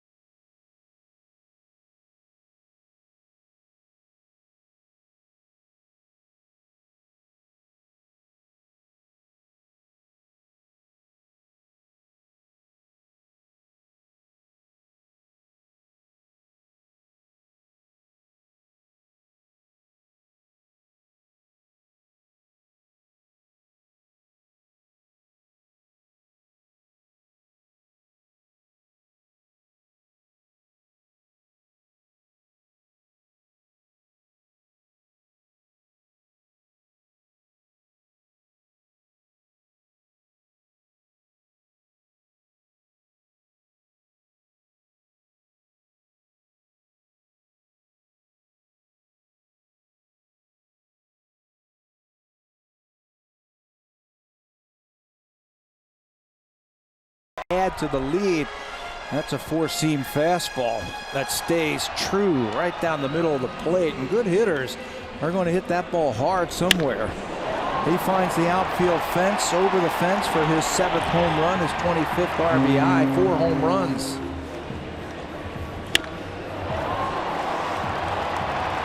Another home run for the Blue Jays. That's their 2nd this inning. First time the Blue Jays have hit 4 home runs in a game. Curtis Granderson and Kevin Pillar celebrating their home runs. Kendrys Morales and Teoscar Hernandez, they too have homered. Mike Wright into the ball game. There are 2 outs. Bottom of the 5th, and Russell Martin goes after the first pitch and lifts a high fly ball into center. So that will end the inning, but the Blue Jays score 4 more runs on 3 hits and a pair of home runs in the 5th.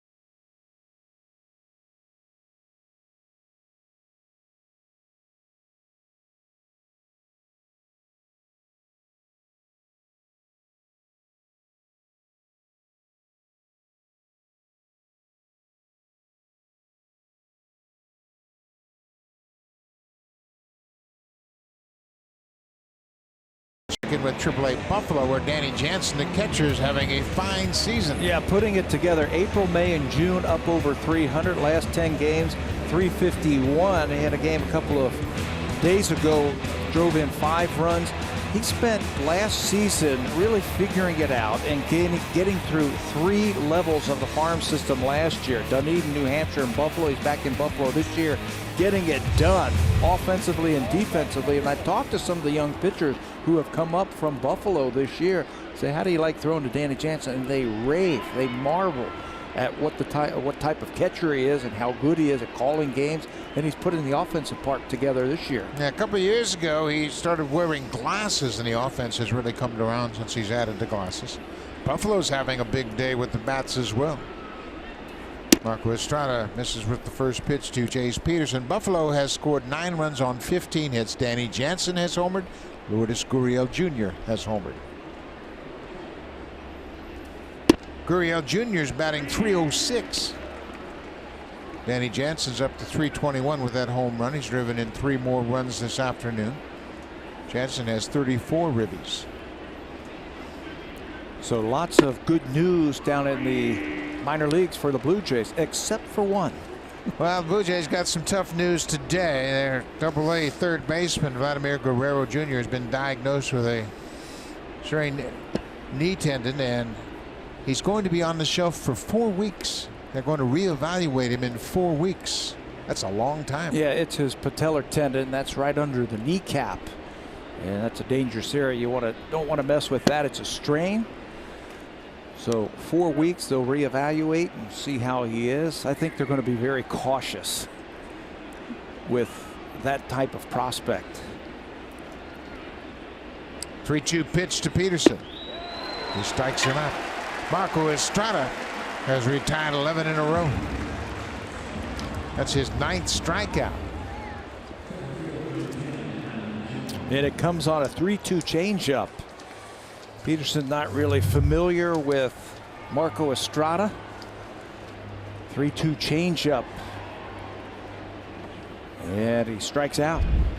Estrada's career high in strikeouts is 12. He's done it twice, most recently. Last May 21st, he had 12 strikeouts against the Orioles. This is a season high in strikeouts, 9. There's that cutter that he struggled with early in the game. Now it's come around for him here in the middle innings. I like that he's using it front door. That means on the inside part of the plate to right-handed batters. Normally you'll see right-handed pitchers throw cutters away from right-handed hitters.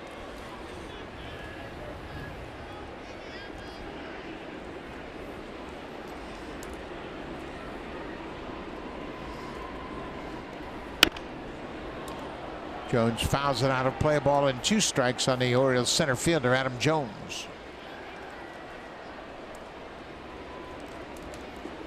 Jones is a free agent at the end of this season. He really came into his own after the trade from Seattle to Baltimore.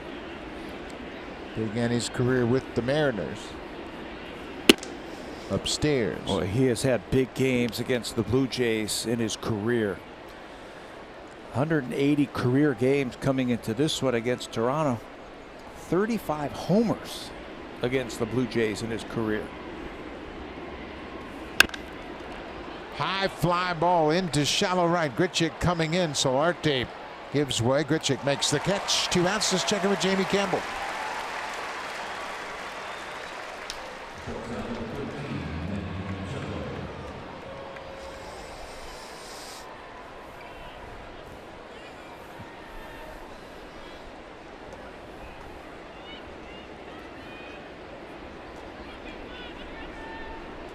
Richard went on to give up a second hit. 7 innings, 2 hits, a single run allowed by Clayton Richard.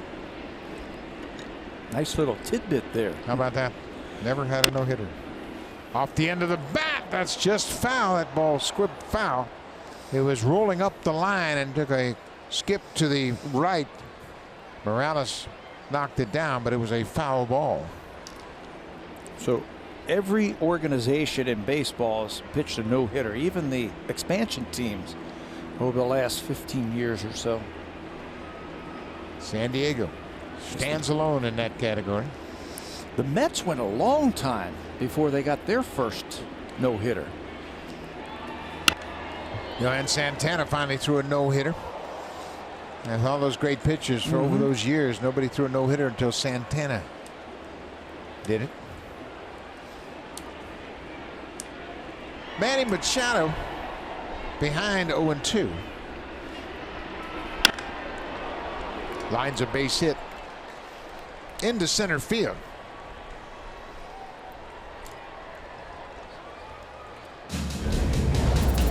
Super Slow-Mo Cam.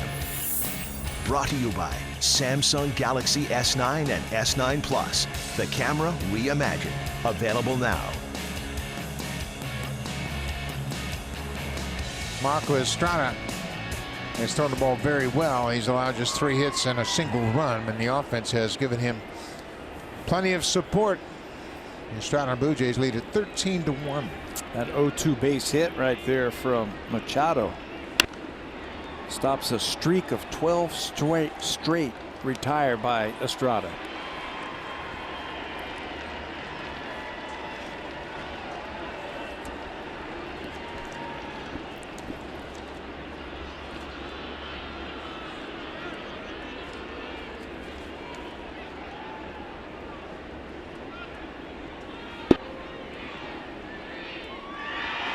Blue Jays have had 52 hits in this 4-game series. They had 7 hits in the 2 games against the Yankees. And that was over a span of 22 innings. Yeah. One of those an extra inning game.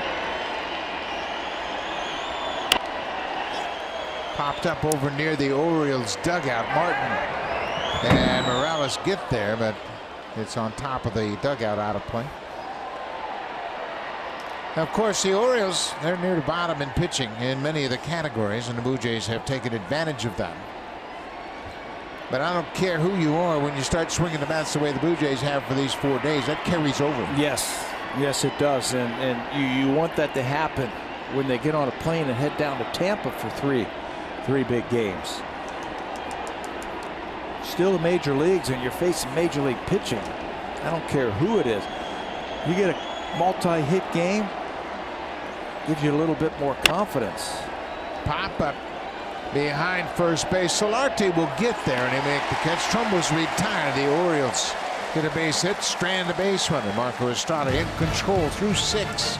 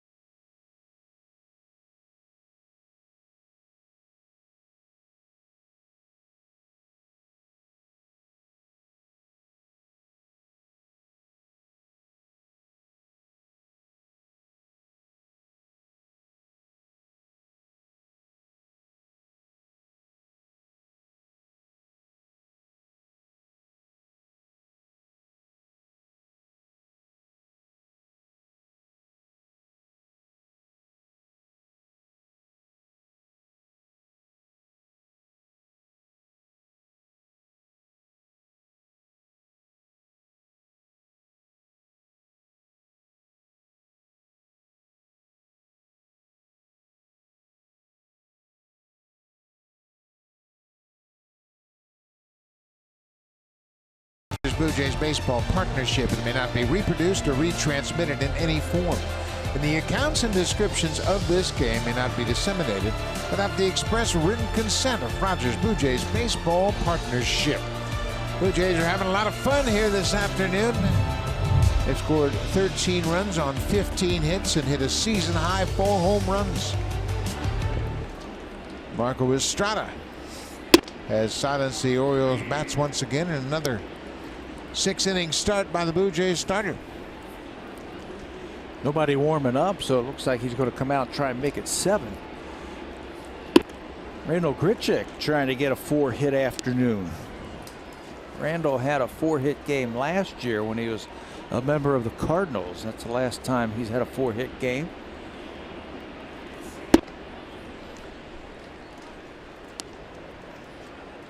You know, that's the beauty of baseball. You can get off to a terrible start, but as you mentioned earlier, you have so many games. You have to just put it behind you. You know, a regular player will get upwards of 600 at bats during the season.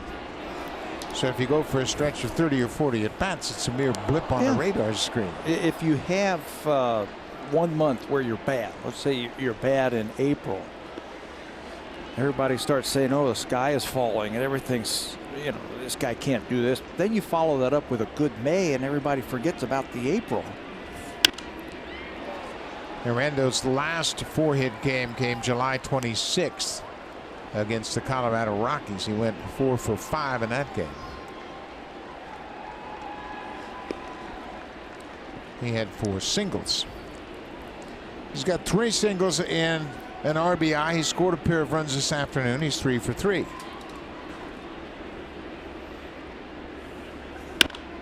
Pops this one up.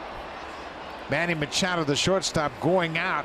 Adam Jones calls him off. The center fielder makes the catch. The Chicks retired for the first time this afternoon. Mike Wright got the last out of the bottom of the 5th inning. He starts off the 6th with a pop up to shallow center. They need some innings this afternoon from Mike Wright. He gave him an inning on Friday. Gave up a couple of hits, a home run to Kevin Pillar, but they need some innings from him. There's a base hit for Diaz, his first hit of the afternoon. He's 1 for 4.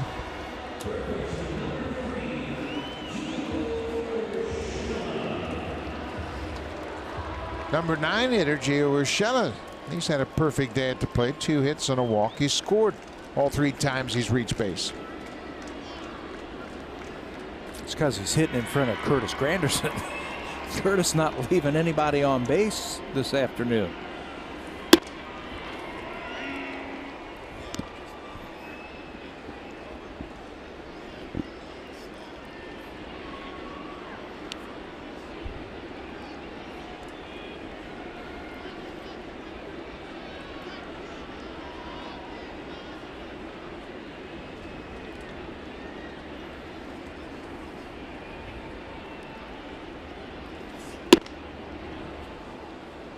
Oh, 2.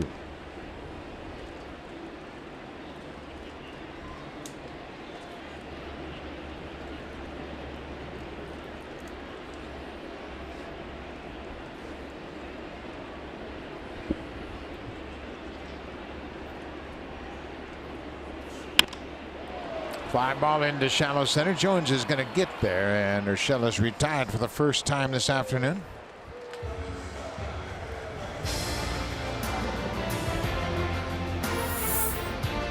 At the Honda Checkered Flag event, the real victory lap is the drive home. Beautiful Sunday afternoon. Looking out over Lake Ontario, Center Island. A lot of people out enjoying this great weather. It's 19 degrees at the start of this game this afternoon. Curtis Granderson takes a pitch inside. Granderson with 6 RBIs today. That ties Justin Smoke for the most ribbies by a Blue Jay hitter this season. Smoke had 6 RBIs on April 1st against the Yankees. He had 2 home runs in that game. Granderson becomes the 12th hitter this year to drive in 6 in a game. There has been one 7 RBI game. Wilson Contreras of the Cubs drove in 7 against the White Sox on the 11th of May. But the high for the season, Didi Gregorius had 2 home runs and 8 RBIs for the Yankees on the 3rd of April against Tampa Bay. You can't do it alone. You need some help from your teammates. And this afternoon, Curtis Granderson's got some help. We mentioned Urshela being on base 3 times. Diaz is on base. Again, Randall Grichuk has had 3 hits. He's been on base 3 times. He's taken advantage of those runners on base. A squibber off the end of the bat. Caught a little bit of a break last time when he sent that double to right center field and it stayed in the ballpark instead of bouncing out of play. Curtis has 8 total bases this afternoon. Pair of doubles and a home run.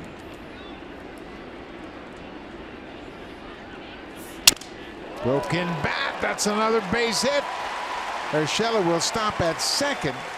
So Curtis Granderson is 4 for 4 with a walk. Quite an afternoon for everybody in this lineup. Solarte with another opportunity now. That cutter jams Granderson, but he's able to fight it off. That's a good 2-strike approach right there by just picking up that front foot, laying it back down, catching the ball out in front. 2 outs for Solarte. He's 2 for 4.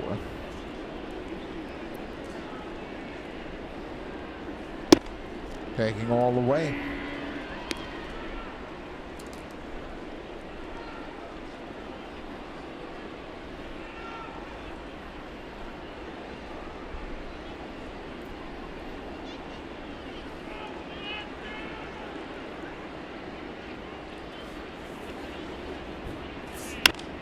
Solarte gets jammed and fouls it off. Curtis Granderson with 4 hits. His career high is 5 hits. He's had 3 5-hit games in his career.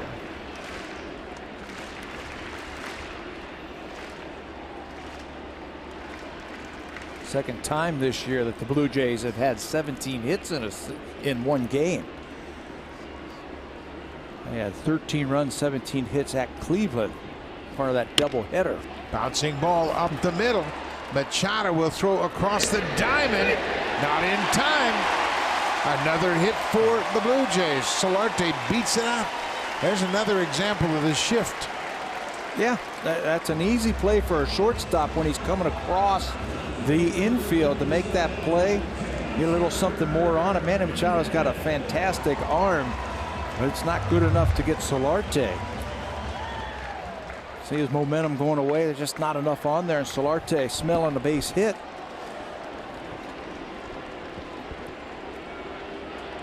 Legs it out. The Orioles, just trying to end the inning, are going to have a look at this one. That was awfully close, but it's, I think, one that the Blue Jays are probably going to have it ruled in their favor. Not enough evidence to overturn the call on the field. If it stands, it's the season high 18th hit for the Blue Jays. Yeah, I mentioned the 17 hits they had against Cleveland and that doubleheader. The guy in the middle of all that, remember, Solarte had 5 hits against the Indians in game 1. Davis trying to stretch and stay on the bag.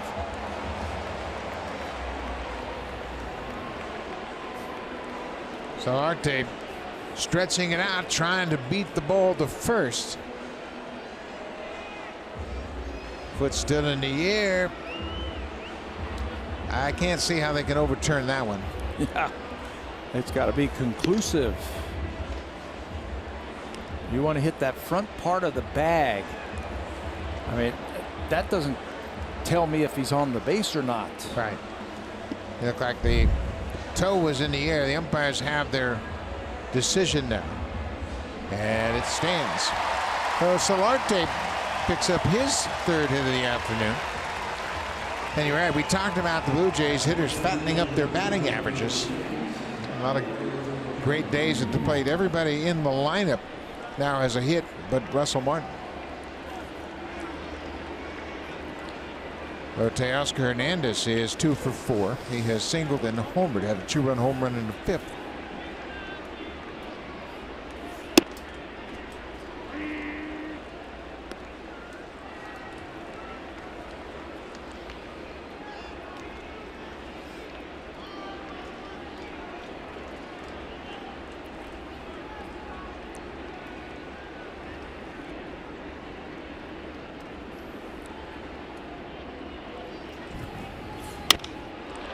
Fly ball off the end of the bat.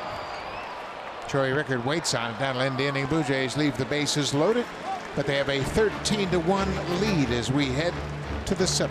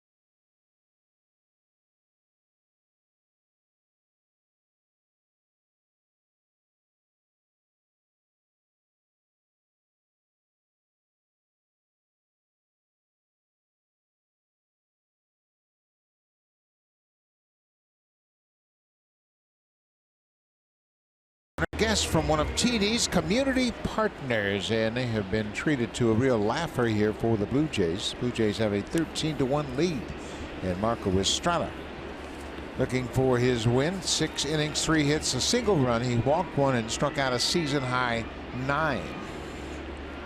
Estrada would improve to 3-6 on the season. You know, we showed that lower third right there of his numbers as he heads into the 7th inning at 91 pitches. Tell you how efficient he's been. It took him 21 to get through the 1st inning. Remember, a little bit of a problem with the walk and the stolen base, had some strikeouts. It was a long inning. But very efficient since then.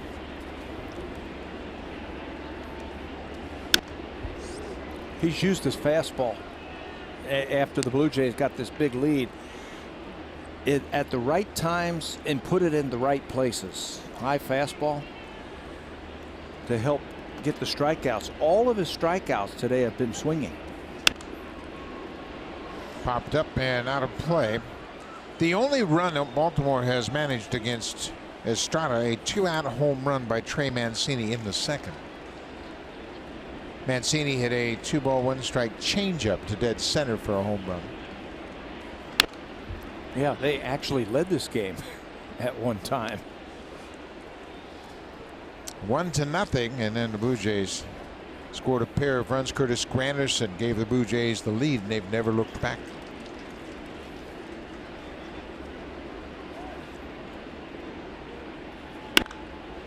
Scope hits one down the left field line. This is trouble, and this ball is gone. Jonathan Scope one-hands a home run over the wall in left field for his 6th home run of the season. And that's a powerful swing. That pitch was down. He went down and just golfed it out of here. And that'll be the last pitch that Marco's going to throw this afternoon. John Gibbons wants to save some of those bullets for his next start with a comfortable lead. Even after the home run by Jonathan Scope, he's going to go to the bullpen. His next start will be against his first team, the Washington Nationals. So Estrada leaves. He will pick up his 3rd win. If the Blue Jays can make this 13-run stand-up, Estrada will leave to a rousing ovation as the Blue Jays starter continues to pitch very well.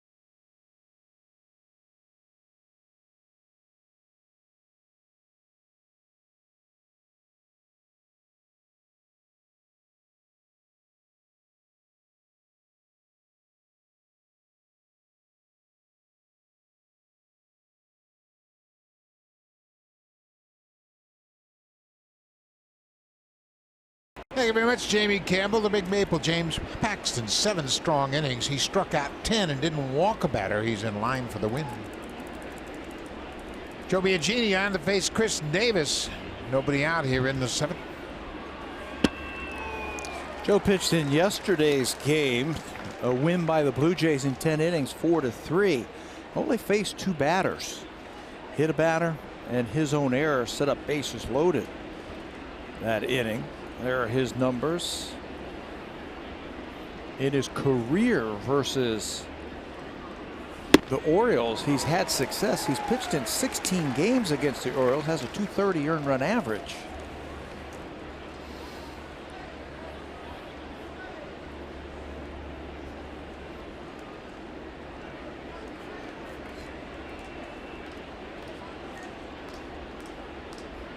Chris Davis behind 0-2. Pitch inside, misses. Jay Happ and Marco Estrada, very good friends, and they spend a lot of time together, talk a lot about pitching, talk a lot about their families. They're very close. Davis gets jammed and hits one to short. Urshela throws not in time. Chris Davis gets an infield hit. So Marco Estrada, another strong outing. He pitches into the 7th. He allows just 2 runs on 4 hits, walked a batter, and struck out a season-high 9. In line for the win. That last pitch he threw wasn't a bad pitch to Jonathan Scope, but he'll be charged with a hit and a run. But it's good to see. Used his fastball very effectively. Found the release point on that cutter and started using that effectively. All 9 of his strikeouts, swinging strikeouts by the Orioles.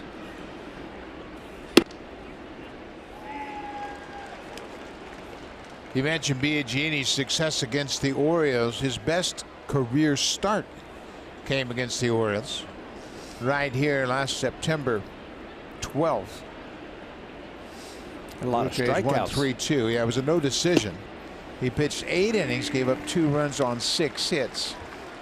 He pitched very well against him. He had a 10 strikeout game in Baltimore on the 1st of September. 7 innings, no runs on 5 hits. He ended up with no decision in that game.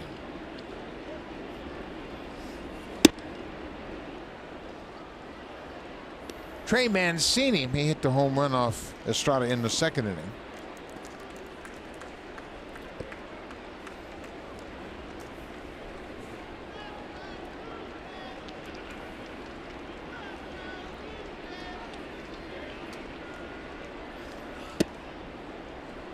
Breaking ball off the plate. It's 2-2.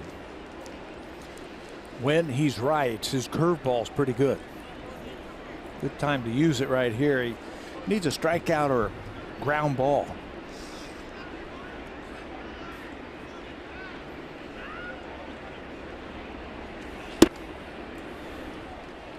Three and 2.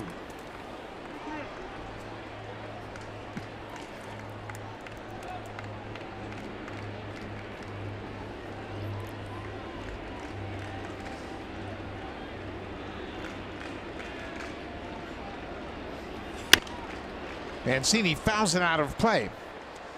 We talk about how good the starters have been most recently. You look back the last 7 starts, their ERA is very good at 1.42. They've held the opponent's batters to a 1.73 average, and they have averaged less than a walk and a hit per inning pitched, and kept the ball in the ballpark. Only 3 home runs surrendered. 2 of them today, where the ball's flying out of here. I mean, it is flying this afternoon.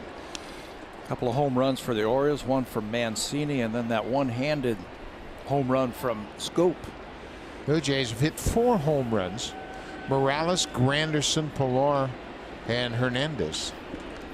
But you keep pitching like that, defense, play the defense that they have, you're going to win a lot of games. This ball is driven to left. It's going to be over the head of Hernandez and bounces out of play for a ground rule double.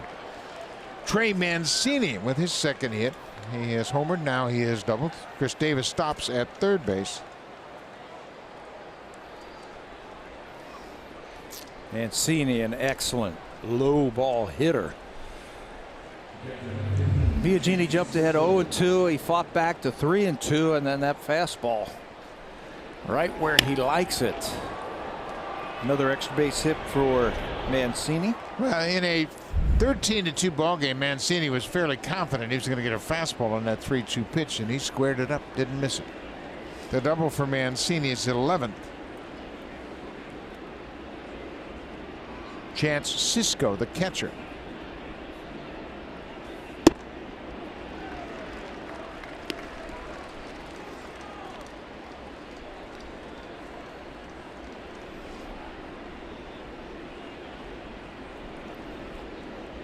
Cisco had a base hit off of Estrada in the second inning. He was 1 for 2 off Marco.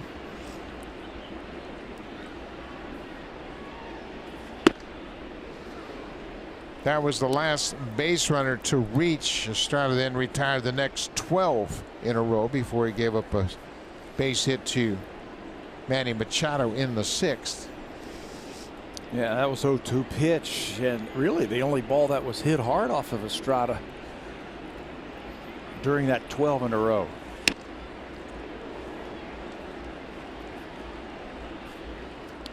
So took that one right off that flap covering his shoulder. It's a pretty extensive chest protector. He's got flaps on both arms to protect the points of his shoulders. It also has gold on it too, representing the gold gloves that he has won.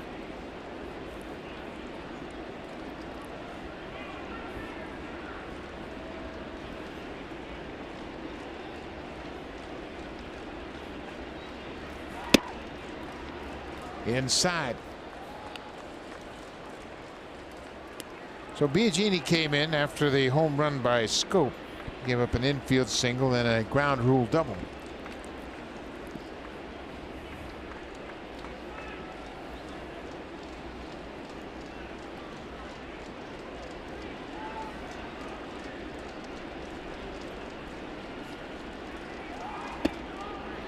Called strike 3. He drops that curveball in there. That's his best pitch for me. He can really get on top of it with that 6'5" frame, and he's right over the top. He gets a lot of depth and a lot of break on it. Drops it right on the back door to get a big strikeout. He gets in trouble when he stands a little bit too high in his arm. You can see his arm action. When he gets on top of it too much, that two-seamer floats off the plate, or that cutter, he can't keep it in the strike zone. Like that, it's just a little bit too inconsistent. Right fielder Joey Rickard is 0 for 2.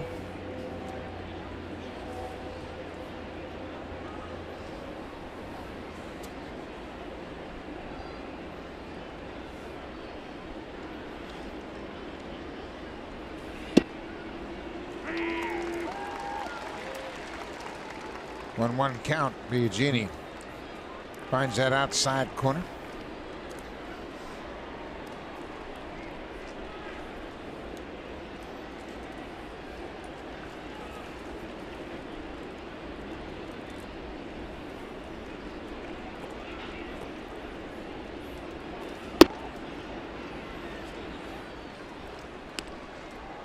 Did such a good job for the Blue Jays, did Biagini, when they picked him up as a Rule 5 guy. People weren't really sure what they were getting with him, but he pitched well in spring training. He won 4 games his rookie season with the Blue Jays, got into 60 games.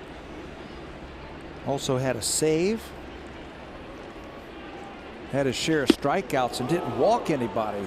That's what's puzzling right now. He had 19 walks in 67 2/3 innings his rookie season. Remember, he did not give up a home run until September down in Tampa Bay when Kevin Kiermaier hit him for the first home run he surrendered. He eventually gave up 3 home runs in the season.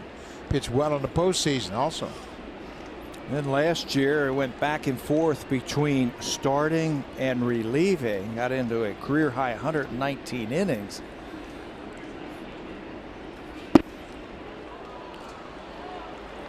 Rickard draws the walk.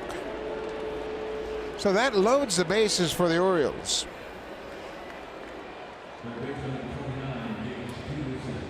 Jurassic World Fallen Kingdom in theaters June 22nd. So Martin out, so you have a quick chat with Biagini. Blue Jays will go down to St. Petersburg after this game and play a 3-game series against the Rays. Sam Gaviria will open up that series, and then Jaime Garcia and Jay Happ, the two left-handers, will follow. Tampa Bay has yet to announce their starting pitchers or their opening pitchers, whatever it might be. They call him opening. Their best pitcher, Blake Snell, they're going to miss him. He pitched in yesterday's game, and he's having an all-star type of season. Wouldn't shock me to see him in the all-star game. It's been great. Yeah, he's pitched very well. But they haven't announced what they're doing. Some interesting stuff. They're using their bullpen guys to start games. Throw an inning, maybe 2, and then go with a long man the middle innings. So they're not sure who they're going to throw. Jace Peterson takes his strike. 0-2.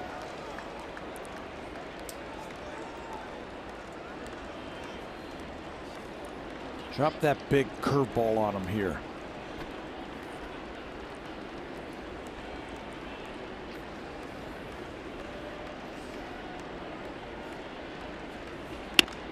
Breaking ball. They're shelling to second for 1. Back to first. Not in time. A run comes in to score. Davis comes across home plate. So Peterson will be credited with an RBI. They get the runner at second, but that's all they'll get. Now there are 2 outs. That was the big curveball there, and they almost got out of it. Solarte just could not get much on that throw. And Peterson runs too well. So now there'll be a pinch hitter batting in the 2 spot. Adam Jones is done for the afternoon. Pedro Alvarez is pinch hitting. Alvarez started yesterday's game. He went 0 for 3, and he was lifted for a pinch hitter in the 8th after Aaron Loup came into the game. Batting 190 for the season.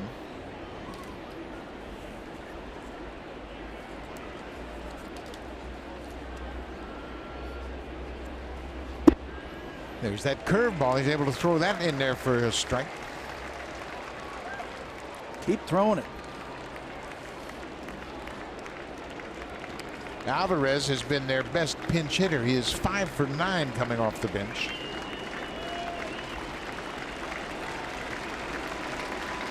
But he's behind 0-2.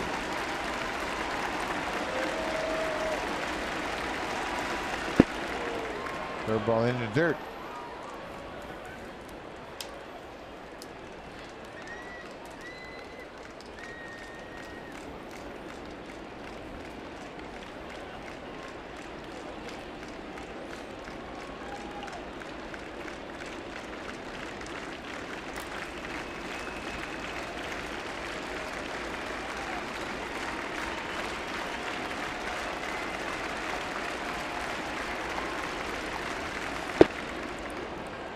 Now it's 2-2.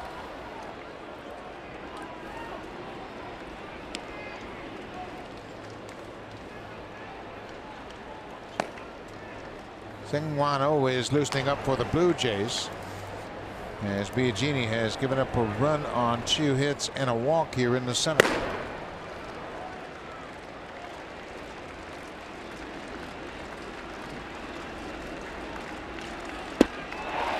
Biagini gets out of it with another good curveball. He strikes out Alvarez. The Orioles score a couple of runs. They leave a couple of base runners, but the Blue Jays have a commanding 13-3 lead.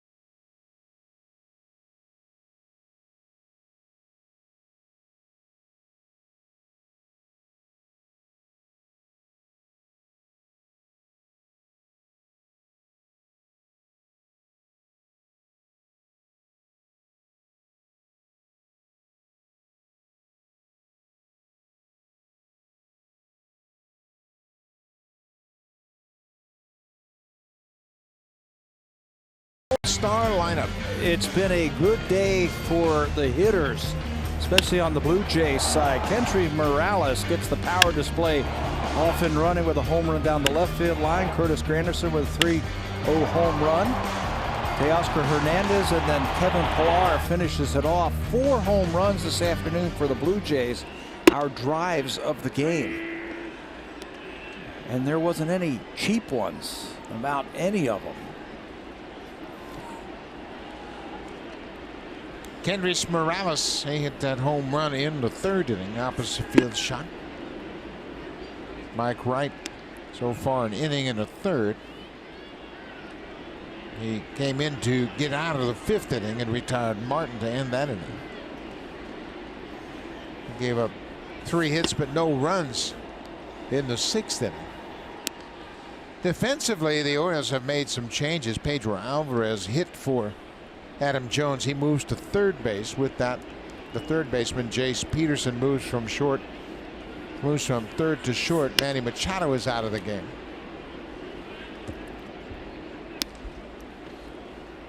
There's Jace Peterson.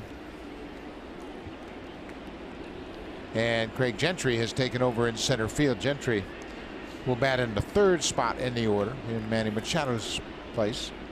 Adam Jones is done for the afternoon.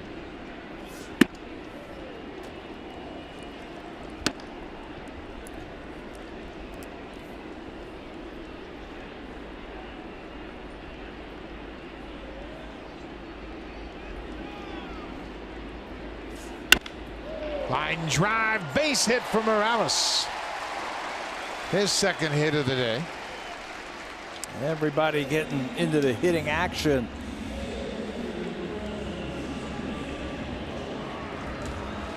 They've got an unbelievable shift. Jonathan Scope is playing basically short right field. So he almost comes up with that hard hit ball by Morales, but it finds the turf. You know, the Orioles a couple of seasons ago had a really good bullpen, but they've been missing some of their pieces to their bullpen. Zach Britton, their closer, has been out, and that's having a domino effect on the rest of the closers. Darren O'Day is just now back from the disabled list. He had a hyperextended elbow. He is loosening up for the Orioles. Yeah, so if O'Day can come back and Britton come back, and I think Britton, they think maybe by Monday they might be able to activate him. You add him to Castro and Brock and Blyer and Givens, and now that bullpen for the Baltimore Orioles start to look like the team Buck Showalter had when they got into the playoffs a few seasons ago. Pillar checks his swing. Not according to the first base umpire, Lance Barksdale. So Kevin's behind 1-2. Pillar's had a 2-hit game. He homered in the 5th. His 7th home run of the season.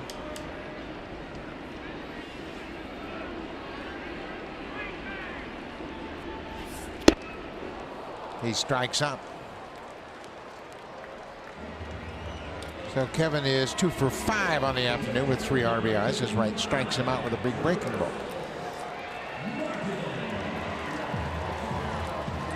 Russell Martin looking for his first hit of the afternoon. Russell walked in the 4th inning.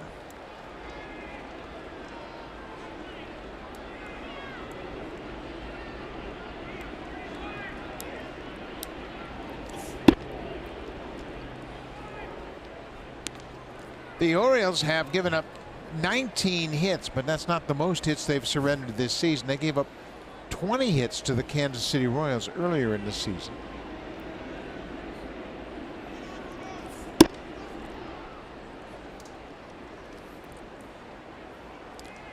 Blue Jays first 5 batters this afternoon all have multi-hit games. Granderson, Solarte, Hernandez, Morales, and Pillar.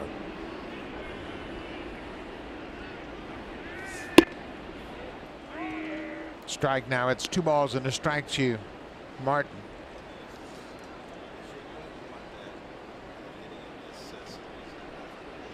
The 20 hits surrendered to the Royals came on May 8th.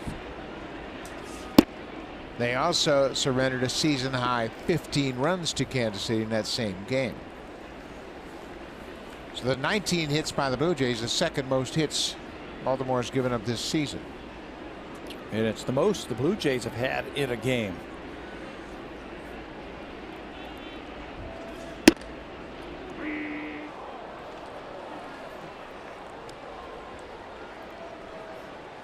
Staying away from Martin. Everything has been outside. It's 3-2 now. Let's get Russell on the board right here.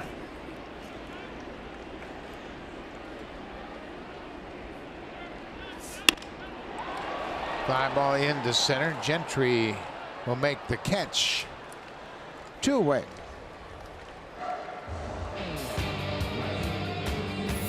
This 4K broadcast is brought to you by the Samsung QLED TV. See nothing else.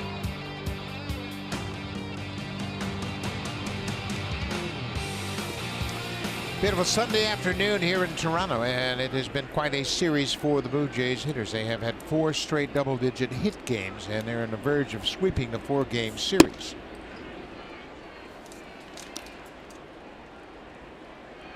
Blue Jays looking for their second series sweep of a series 3 games or more this season.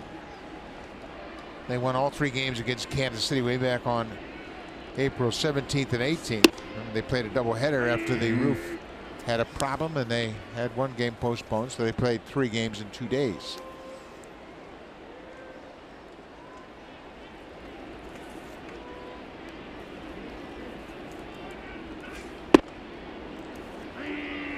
Brando Grichuk 3 for 4. He scored 2 runs and drove in a run. Looking for that 4th hit. He has raised that average 35 points.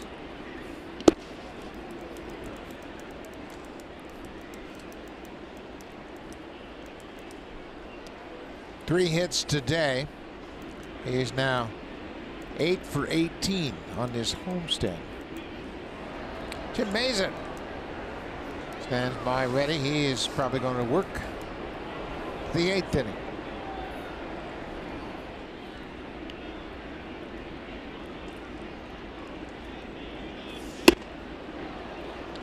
Grichuk strikes out. That ends the bottom of the 7th. We'll go to the 8th.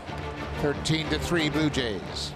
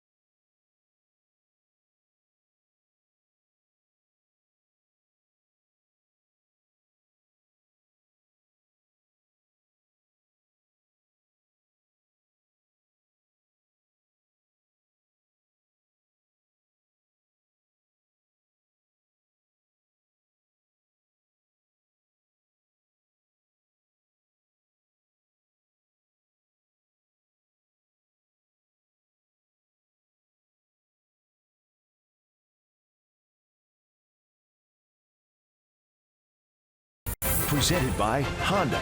The Honda checkered flag event is back. Hurry in to grab the Civic that matches your game. Spectacular day here in Toronto. The roof is wide open, and why not have yourself a nice cool ice cream cone on Junior Jay's weekend? That youngster has had quite a day, you know it. That's not the first thing he's had to eat all day, I bet you. Where can we get some of those sent up here? Those look outstanding. Great for the kids, great for the players And today. a great day. 33,485 in attendance. New pitcher for the Blue Jays is Tim Mayza, making his 10th appearance of the season. And first appearance in this 4-game series versus the Orioles. The last pitched against the Yankees, just a third of an inning. Mayza has recorded at least one strikeout in 22 of his 28 big league games. Good fastball, good slider. Now he just needs to harness it a little bit more consistently. Craig Gentry came in the game defensively in center field. He is batting in the 3rd spot in the order in place of Manny Machado. Gentry for the season batting .232.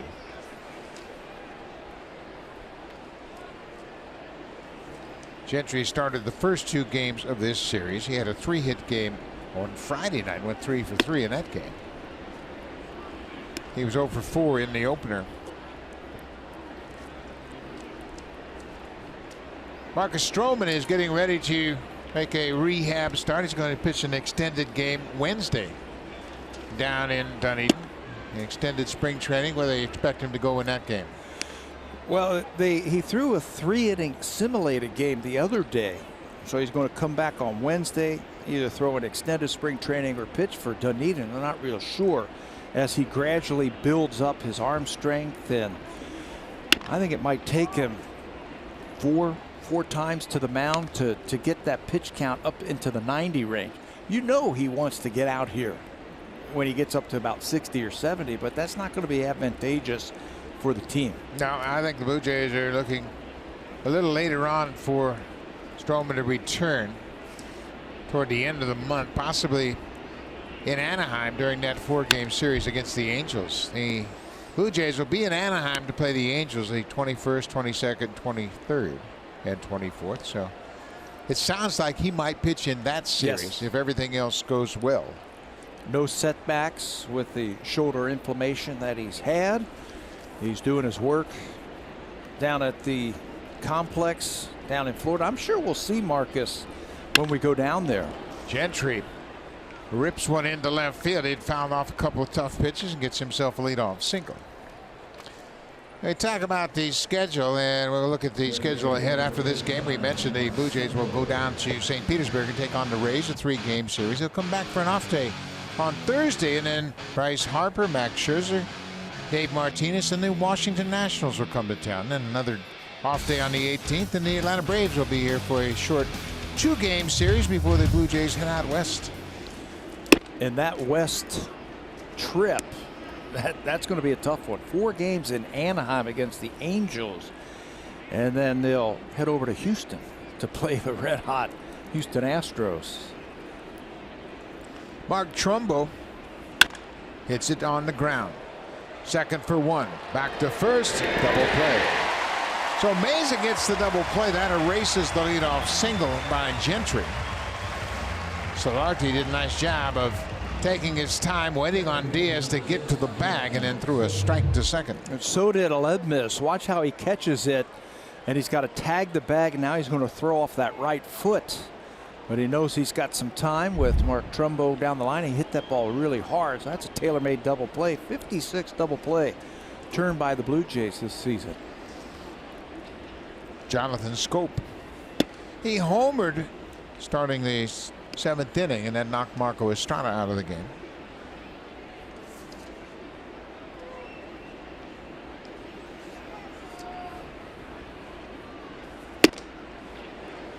Good fastball from Mayza. These are the types of games where you can learn a lot about Mayza. Give him a few right-handed hitters to face and see how he fares with those guys. And then if he does okay, the next time you bring him into a game, you might be able to leave him in there for a righty. Mayza retires Scope on a fly ball to right. No problem at all. Tim Mayza faces the minimum in the 8th. Time now for Blue Jays Central Update. Here's Jamie Campbell and Joe Siddle in the Samsung broadcast studio.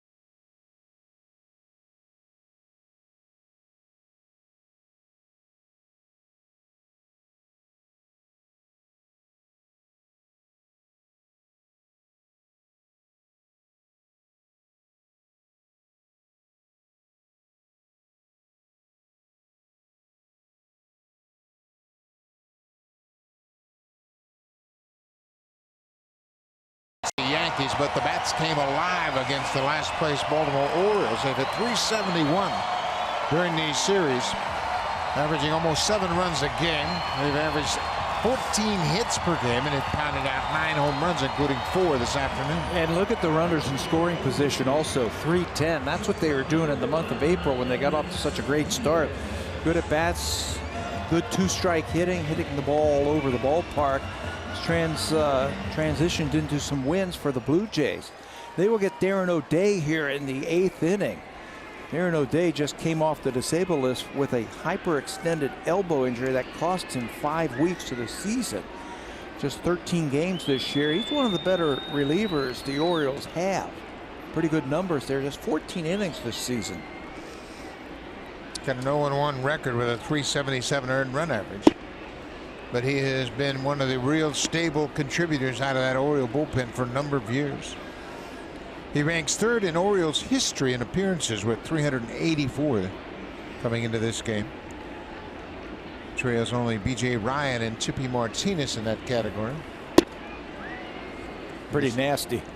He's got that side arm slider that he can just sweep right off the plate. And when he gets ahead of you, he has the ability, even though he throws sidearm, to elevate his fastball.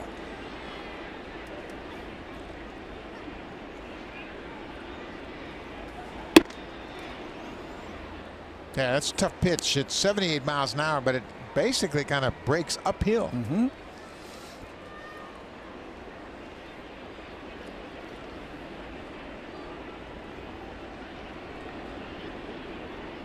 Edmus Diaz is 1 for 4. Pulls it on the ground right to Chase Peterson at shortstop.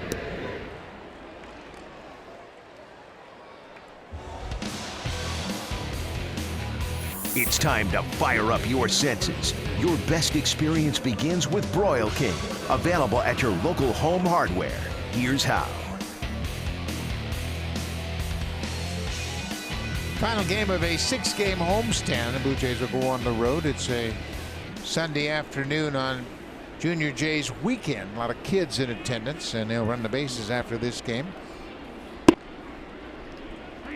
33,485 in attendance. Gio Urshela's had a good day. He is 2 for 3 with a walk. He has scored 3 runs today.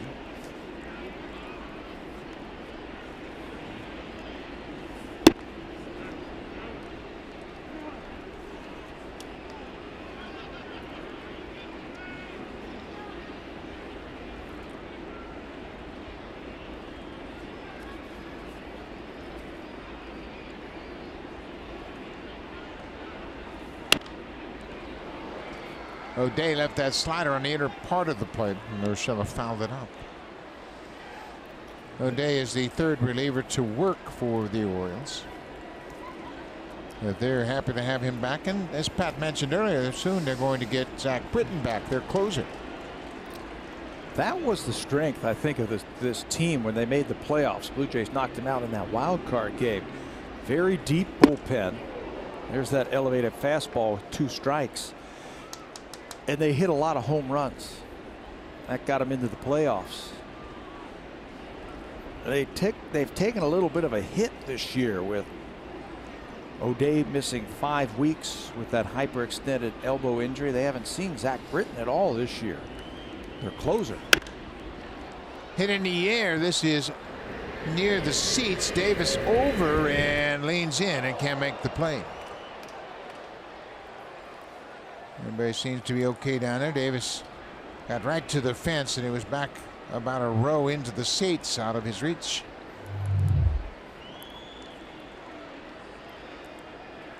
Just couldn't get to that fence, that wall fast enough. Ball kept drifting on him. Hope the fan's okay. Yeah, he made a good try for that pop-up, lost his footing, and ends up falling on a couple of fans there.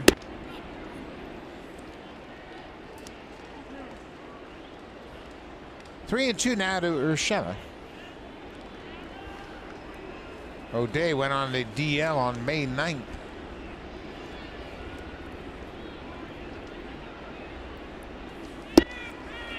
Breaking ball. He gets the strikeout. Blue Jays with 2 outs now. Bottom of the 8th inning.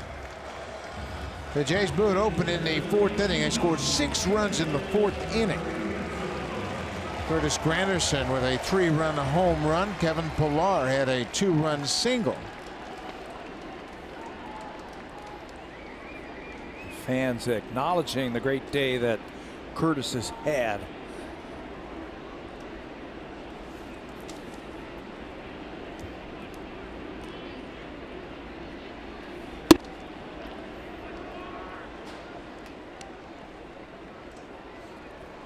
Two veterans who've been around a long time, O'Day and Granderson. But Curtis has only faced him 4 times in his career. He's got a couple of hits, one of them a home run. Pulls that one foul.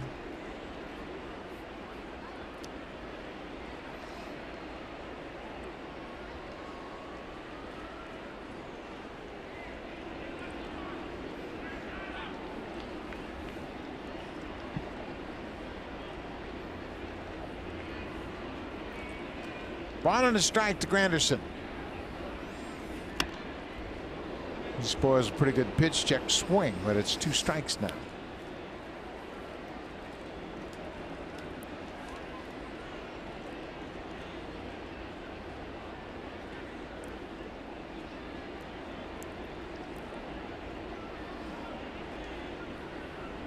Granderson hasn't had a 5-hit game since 2012.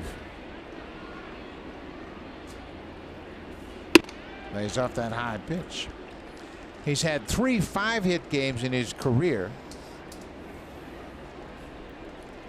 He is 4 for 4 with a walk today and a career high 6 RBIs.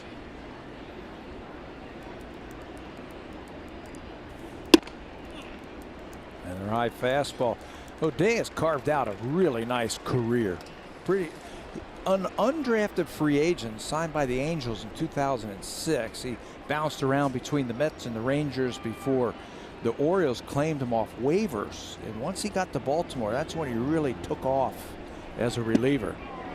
Granderson goes after it, and O'Day has a nice inning in his return to the active roster. 3 up, 3 down with a couple of strikeouts.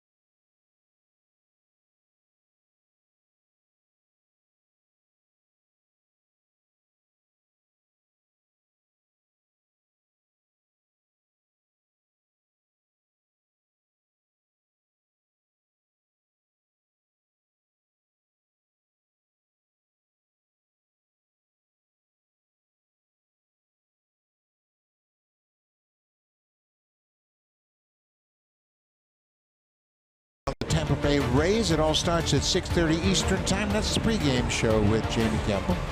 3:30 Pacific time. So it's a first of 3 against the Tampa Bay Rays. Tampa Bay this afternoon, they lost 5-4 to the Seattle Mariners, who continue to tear things up. Seattle's really playing good baseball right now. They are 41-24, currently tied with the Astros. Houston's won 4 in a row. Was that another one-run game for Seattle? Yep. I think that's 21 wins now. One-run wins. So Luke Maile is into the ball game, catching the 9th inning. He takes over for Russell.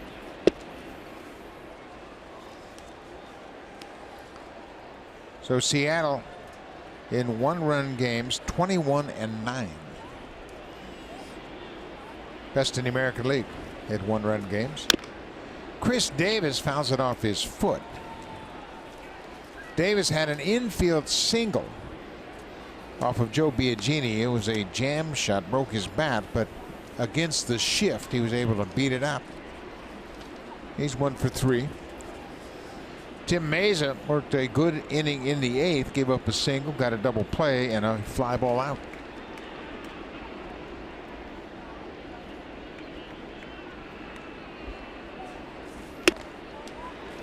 Davis strikes out. First strikeout of the afternoon for Meza. Second time Davis has gone down swinging today. I like that the Blue Jays have sent Tim back out there for his 2nd inning of work. I think it's important, especially for him. He's still developing as a pitcher. So as many innings as he can get into the ball game, I think can only be beneficial for him. Trey Mancini, he's had a pair of hits. He had a home run and has a double. He's 2 for 3.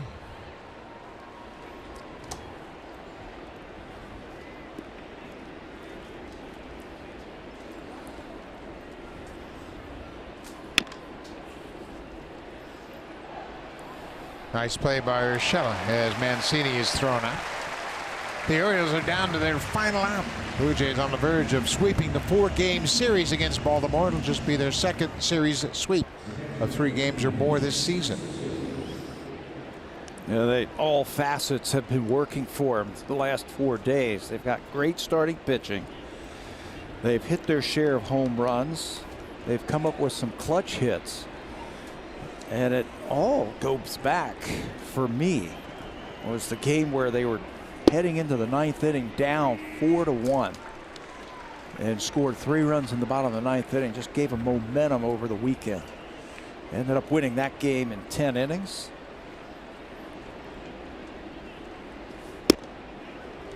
Meza pumps that fastball into the Chance Cisco. It's 0-2.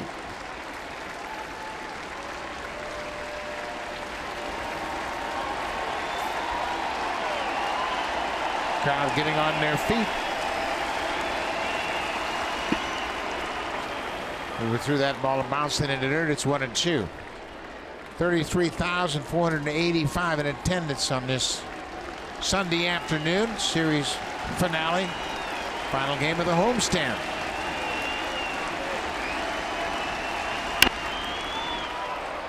Blue Jays will improve to 4-2 on this homestand after a nice bounce back. They lost the first 2 games to the Yankees, but came back and are on the verge of sweeping the 4-game series. Yeah, didn't hit a lick, and it looked like they were going to lose game 1 in this series. Came back and won that one, and they've been rolling.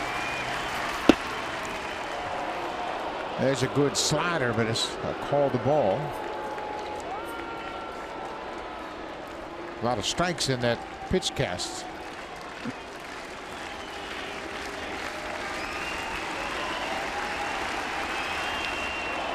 Cisco gets hit. He'll go to first base. That slider got away from Meza.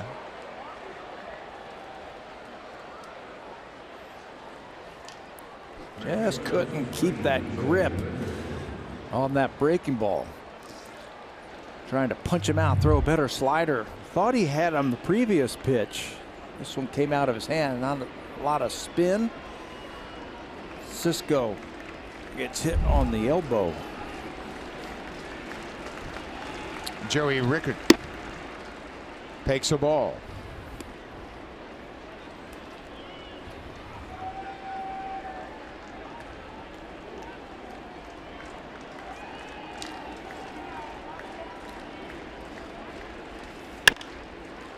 Half swing, hits a fly ball. This should do it. Grichuk there, and that's the ball game. Joey Rickard flies flies out to the right fielder. Tim Mazur with 2 good innings of relief. Marco Estrada picks up his 3rd win, and it was all about the offense today. 13 runs on 19 hits and 4 home runs. Yeah, 10 of those runs in 2 innings, the 4th and 5th inning when the Blue Jays blew it open. And that helped Marco Estrada to retire in the middle parts of the game. 12 straight batters. Blue Jays finally get a laugher, and they also get a 4-game sweep before they head out on the road. Blue Jays improved to 30-35.